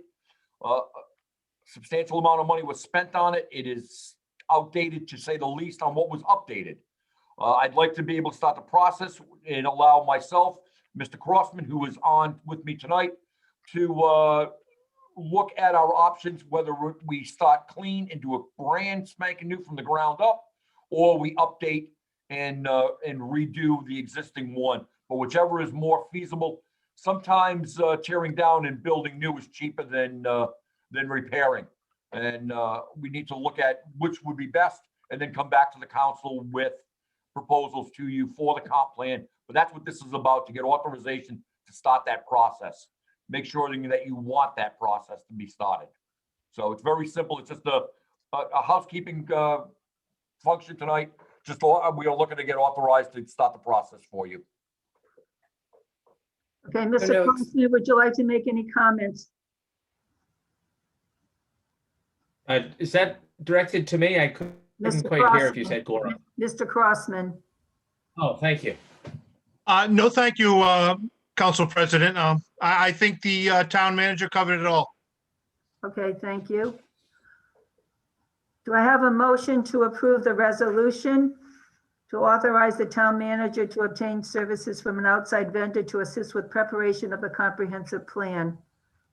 Do I have a motion? President Dixon, I'll make the motion gladly to start this process. Thank you. Do I have a second? I'll second it. Madam Clerk, roll call vote, please. Is there any discussion? Yeah. Oh, sorry. Any discussion? Council members, Mr. LeBlanc. I guess I have a couple questions. How much money have we spent trying to update the comprehensive plan over the last, I don't know, 2 years? We haven't spent any additional. The initial outlay on this several years ago, when our former planner was here, I believe $40,000 was expended. There was an additional 10,000 that was there, and that wasn't even going. What was spent was actually going to get less than half of the comp plan redone. Am I correct on that, Russ? It was. That was the main thing. They were, I believe, their original contract was for 60,000, but they were only required to do a rewrite of half the plan. The other half was going to be done internally by the staff, and that's what the town manager at the time and the planning director at the time had agreed to. And it is just, the last town planner, it never got done, and it's just proved to be extremely burdensome. I just want to make sure that we're not repeating what we've gone through. So in this search, is the contract going to state that they are not going to get paid until we receive a product? Well, typical on these would be half up front and half upon completion, where before they were paying as they. Could I interject? I think what Councilmember LeBlanc is asking is, are we going to have a contract with whoever we sign up? And the answer is yes. Yes. This is just, this enables the town planner and the town manager to go out and seek to find someone who will do this. And Understand. I just don't want a repeat of us spending $40,000 and not getting anything for it. That's all. Right, and it's my understanding, correct me if I'm wrong, wouldn't we have to come back before this council with the contract for you to review and the dollar amount for this council to approve? Yes. Okay. We Thank did. you. not in I- the resolution. They have to come back. One thing that should be pointed out, the last comprehensive plan update, I know there were some problems with it, but the biggest problem was that very unfortunately, the gentleman who was doing most of the work got very sick and died of a terminal disease during his work. And he was never able to complete it. So it's unfortunate, but it's also very sad. Was it a company that we hired or a individual person? It was a company, but he was pretty much the essence of the company. Okay. Okay. That's Are you sad. on? I just wanted to just double check, but thank you, Mr. Crossman, and thank you, Mr. Moore. Momentarily, I'll get you. Thanks. Any other questions from members of the council? This just gets the process started. Yes. I think all of you have asked for this process to be started. Okay, Madam Clerk, roll call vote, please. Ann Dixon, Yes. Jennifer Ludwig, Yes. Jamie LeBlanc, Thank you. Yes. Kimberly Shockley. Yes. Okay. For ayes, no nays, the resolution passes. Russ, thank you. Ladies and gentlemen, thank you. This is something we need to do. No, thank you, members of the council. The town appreciates it and I really appreciate it. Thank you. Mr. Crossman, thank you for your patience with this process. We're going to have to see if maybe we can get all the town employees on the agenda very early in a meeting and not have to wait until 10:14 to, That's quite all right, Madam President. well, we do appreciate all the work you do all day, so thank you very much for being so patient. Oh, yes, Mr. Wazika, yes. I didn't get to you yet, Mr. Wazika. All right. Can we go on? Because I got Let's more move people that are on. still here. Let's move on because I got two more that are still here. No, it's Mr. Gorham, it's you and Ms. Matrano. I mean, there's lots of people in this. Exactly. We're all here. F2. I've been here for F2. 14 plus hours. Let's keep going. I want to get this done. Okay, well, it's 10:15 and all the members of the council have jobs, day jobs. You all have day jobs. Let's get through F2 and F5 if nobody minds. Okay. Okay, which one next, Mr. Wazika? F2, please. F2, tax assessors, additions and abatements. Yes. Okay. Are you going to handle this presentation? No, Oh, Martini is here, okay. Karen is here. She's been here since all day. She came in at 8 o'clock this morning and she's been here since. Miss Martini, I didn't see you in one of the tiles. Forgive me for not seeing that you were here. Thank you for your patience with the process. Would you please just review for us the reports that you have prepared? This is the references, page 30 to 38. Okay, yep. We have abatements in the amount of $30,554.57. And additions of $6,754.13. I have The members of- boxes. I'm sorry, Go ahead, Miss Martini, continue. that's all I've got for you. Okay. Members of the council, do you have any questions? I'll make a motion to approve. I'll second it. I have a second. Madam Clerk, roll call vote? Ann Dixon, Yes. Jennifer Ludwig, Yes. Jamie LeBlanc, Yes. Kimberly Shockley. Yes. Okay. For yeas, one no nays. I think I'm losing it. The motion passes. Ms. Martini, thank you so much for your patience. Have a good evening. Thank you. Thank you. Thanks for staying. Okay. Item F3, we are tabling it. We don't have enough information. We'll go on to F5 right now. Can I ask, is Mr. Pankiosho on? I might have just butchered his name. Private detective license, is he on, Ms. Wazika, Mr. Wazika? No, he's not, but Mr. McGee is for F5. Okay. Okay, then we'll go to F5. Hello, Mr. McGee.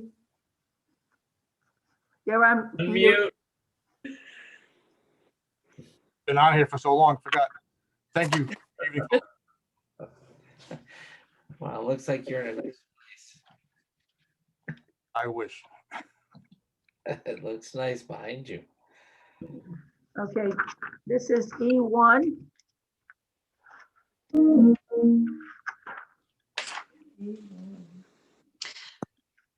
President Dixon, do you mean F5? This is for the private detective license. Is that, did we go back to that one? I think someone asked about that one. No? No, ma'am, we're going to F5, which is the resolution authorizing approval. Okay, F5 then. All right.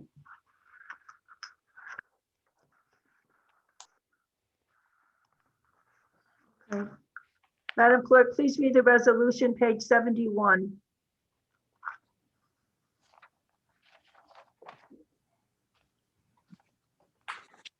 Okay.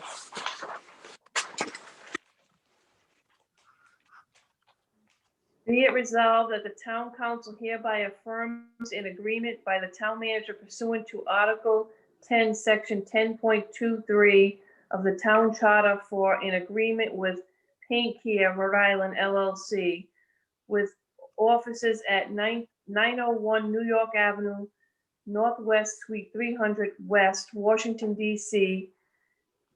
This is provided in conjunction with the Rhode Island Paint Stewardship Program Transfer Station Collection Facility Waste Paint Management Services Agreement. This agreement will designate the Coventry Transfer Station as a collection facility for post-consumer paint for the town of Coventry residents. This agreement will provide a service at no charge to Coventry residents. This program may in fact provide compensation for reused products of the town of Coventry Transfer Station. Thank you. Members of the council, do you have any questions on this resolution? Ms. Ludwig. Thank you, President Dixon. Maybe Director McGee can please walk us through why this particular organization was chosen. I wasn't clear if this was something that it's a renewal of something we're doing, or this is a brand new program we're doing. Yeah, this is a brand new program that we're doing.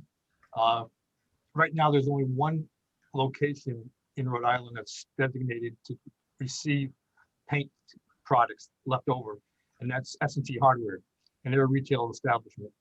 They've come to us asking us to be the first transfer station facility to accept the paint care products. That's a program throughout the country. We will be the first transfer station in Rhode Island that will be accepting it.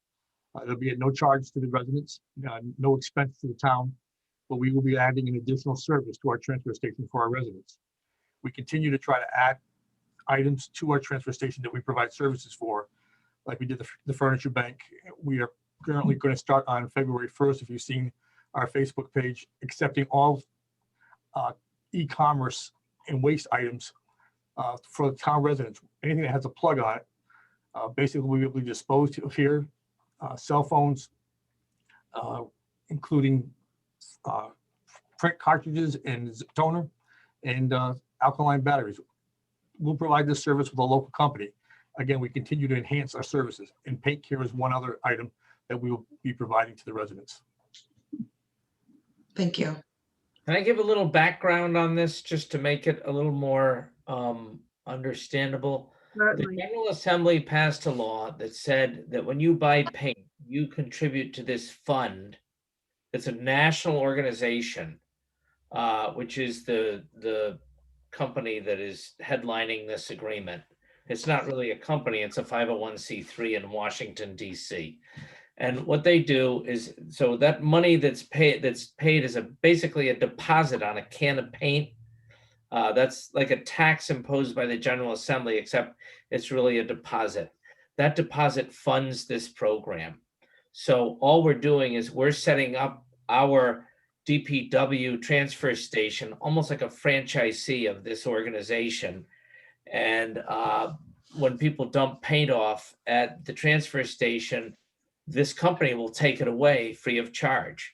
And if you go to the very end of the contract, at page 65, the town actually can opt to save some of the good paint, some of the salvageable paint, and salvageable is roughly determined in the parameters of the contract. If the town wants, it can sell paint. It can sell this used paint on a shelf that can be set up by the DPW as part of the transfer station. I'd just like to correct Mr. Gorham. The reuse paint program is Paint Care themselves are the ones that will be purchasing it back based upon like no less than a half a gallon on a latex or oil-based paint. They will pay us back so much per gallon, but it goes back to the Paint Care vendor, not to the retailer. She said the people in DC told me that if you want, you can actually sell the paint there, but you're not going to do that. We're not going to do that. No, we're just going to sell it back. That's an option, but if whatever, we don't have to do that right now. Director McGee, will people who drop off the paint, do they have to be a Coventry citizen? When we started, it's going to be just for Coventry residents, but we can expand it to Kent County like we have other areas in the transfer station. That's for Kent County. E-waste right now is Kent County folks and Coventry residents. We'll be separating those going forward. But right now we're going to be designated as we start the program to just Coventry residents, and we can expand upon it as it gets better. Thank you. Mr. McGee, I have a question for you. I mean, recycling is good for the community. It's good for the earth. It's good for all of our citizens. But we've instituted other recycling projects like the pink bag program and then the green bag program and then the furniture bank. And we never get any feedback on the success. So I would like to recommend that on a regular basis that you would report to the council on the success of these programs that we have instituted. And we never really get to hear what's the end story. How are we doing? So now I'm looking at this contract and I'm seeing it's a very long contract. And I'm wondering, I understand it's good for the environment, but what's the cost benefit to manage this contract, all the resources that you need, and what's the expected payback? Well, once again, Councilwoman Dixon, it is based upon diversion of what goes into our waste cycle and having people hold paint for the once event per year, which is the Eco Depot. In the last 2 years, Coventry has been cut off from that because of COVID and also the restructuring. So the more that we were able to divert from our waste stream, we are able to pay less on our disposal cost. Our annual report is due by January 31st. And by March 1st, we will have all that information together to provide to you as we do annually to the council on our diversion report that goes to Rhode Island Resource Recovery. So you'll have an idea of exactly how many tons of diversion we do with the furniture bank, taking it out of the waste stream so that we're not paying for it. And also for any item that we have as part of our furniture bank. Same thing with the cloth recycling, the pink and green bags. We have those tonnages and what we received for diversion and for actual money received by the town. So in March, we'll be able to expect a report from you showing the successes of these programs. Is that correct? Exactly. On an annual basis, we do that. And also, I would hope recommendations for improvement to these programs, because I haven't seen any green bags on the streets the way I used to see pink bags. So I was even questioning how good that is. From time to time, I did go to the furniture bank just to see what was in there and how things were going in that program. But pink bags I used to see, green bags I never see. And I just want to be sure that if we undertake any programs, good as they may be, everything costs something, your resources in your department, et cetera. So I just want to make sure that we are understanding the cost benefit of all these programs. Definitely, and we are getting people becoming acclimated to the green bags. Same product, it's the same program. It's just the turnover from the pink to the green, and it happened in the wintertime. So, and then COVID, things changed a little bit. So we are getting back to hopefully full based of getting the total tonnage recuperated from the, we had the pink bags coming into the springtime. Thank you. Are the members of the council ready to, do I have a motion to approve the resolution? Mr. LeBlanc, another question? A question and comment. I think anytime we can get waste out of the tipping fees and into a no cost situation, I think it's a great thing. My only question for Mr. McGee is, can residents provide paint cans that are open, that have dried paint in them at the bottom? Does it have to be salvageable paint? Just wanted to clarify that, that's all. Yeah, right now, any open cans that have sawdust or dried out can go in your normal waste stream. Those are empty cans. This is for partial containers of paint, leftover paint, used paint, something that may have gotten frozen. This is how this can be disposed of rather than. Okay, so it has to be a little bit salvageable. It can't be, okay. Thank you for clarifying. Appreciate it. Any other questions by members of the council? Okay, do I have a motion to approve the resolution? I'll make that motion. Do I have a second? I'll second. Madam Clerk, roll call vote. Ann Dixon, Yes. Jennifer Ludwig, Yes. Jamie LeBlanc, Yes. Kimberly Shockley. Yes. Okay, 4 yeas, no nays.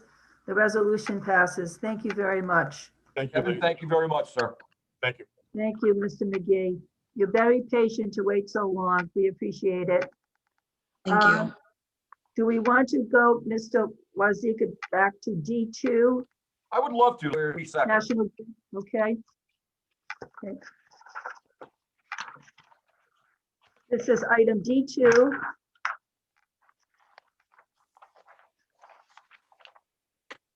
Madam Clerk, can you read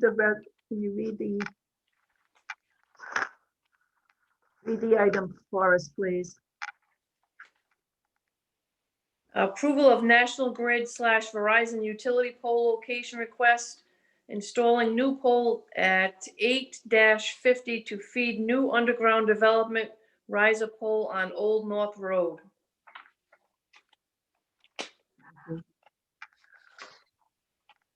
Do I have a motion to approve? Make the motion. Do I have a second? I'll second it. Are there any questions that members of the council have? Ms. Ludwig?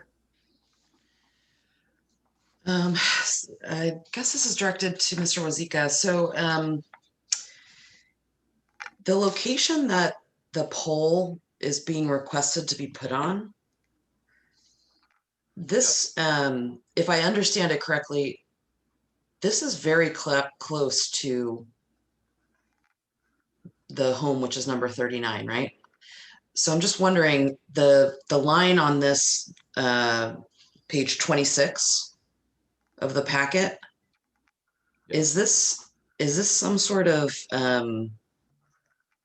I don't know if it's an easement, is it a line of property? Is it, just trying to understand what the box is between 39 and 37, because it looks as though whatever they're trying to connect to, I'm just trying to understand, is it private property? Is it? Yes, well, the pole is going to go up on town property. It's going to feed underground to the riser, and that other is the development area. So it's going to feed that development. That's my understanding on what all this is. So the location, I guess what I'm concerned about is, we approved one of these a few months ago. I think it was in late November, early December, but there weren't any homes around it. There weren't any driveways, kind of no signs of life. But in this, on Old North Road, there are lots of properties. So I'm just wondering if this is actually on someone's personal property that this ultimately ends on. No, it's ours. That's why it's in front of you. This is the only time these come up in front of the council is when they're on town property. So that's what it is. That's why they're looking for permission to add another pole so they can feed into that development. That's all this is for. So if you see it, it's our land. As the council, you're obligated to authorize, or it's your obligation to manage and control the property. That's why it has to be authorized by you before we do it. Other questions from members of the council? Okay, Madam Clerk, a roll call vote, please. Ann Dixon, Yes. Yes. Jamie LeBlanc, Yes. Kimberly Shockley. Yes. 4 yeas, no nays. The motion passes. Thank you. The next item is the detective license, E1. Mr. Wazika, could you speak to this license? This is a renewal, a private detective license. The police chief has given his approval on it. There's been no problems in the past with this gentleman, and this is just a routine approval.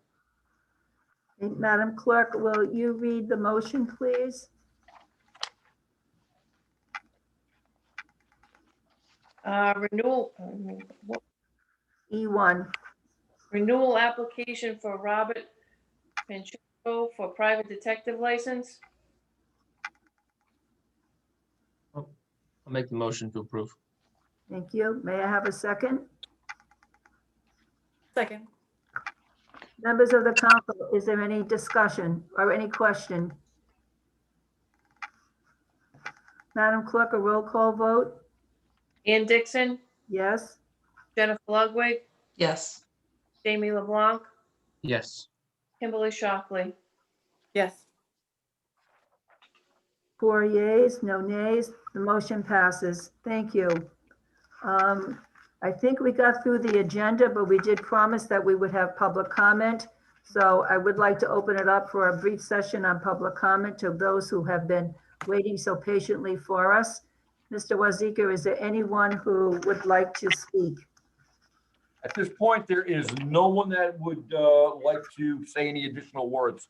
We have no hands raised at all at this point. To the public, going once, going twice. 3 times is the charm. There's no one, no hand raised, Madam Chair. Motion to adjourn. Just a moment, Mr. LeBlanc. Sorry. Thanks for staying, Mr. Mancini.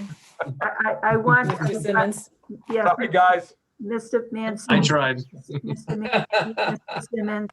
I guess time was against you, but you gave such a thorough presentation. I think that you covered many points that many residents may have asked you. So we greatly appreciate the time you spent in preparing your comments, those very thorough PowerPoints. We will put them on our website. Thank you so much. Mr. Simmons, if you could send your email address or whatever contact information you choose in case any Sure, resident. Ed has a copy of it. You can I get will it. pass that on to all the council members. And just for, was that 18? What was the 18? 18, what was the name, the number? Ironwood? Are you talking about 18 Ironwood? Yes, we did respond to him on December 14th. So either he never received it. So I'll make sure we get this information out to him and have that conversation. Thank you. Thank you. I would just like to finally say thank you to the 18 attendees who are still with us. Congratulations for being such good citizens and being concerned about what is happening to your community. You can see that your council is very interested in tackling some of these very important critical issues that are facing the community members, and we will continue to do that in succeeding meetings. May I have a motion to adjourn, Jamie? I'll make that motion. I'll second it. At 10:36, we have a motion to adjourn. A second. Roll call vote, please. Ann Dixon, Yes. Jennifer Ludwig, Yes. Jamie LeBlanc, Absolutely. Kimberly Shockley. Yes. 4 yeas, no nays. The motion is approved. Have a good evening. 1.5 hours left. Thank you so much. Thank you. I'm bringing a cot in and just staying here. Good night.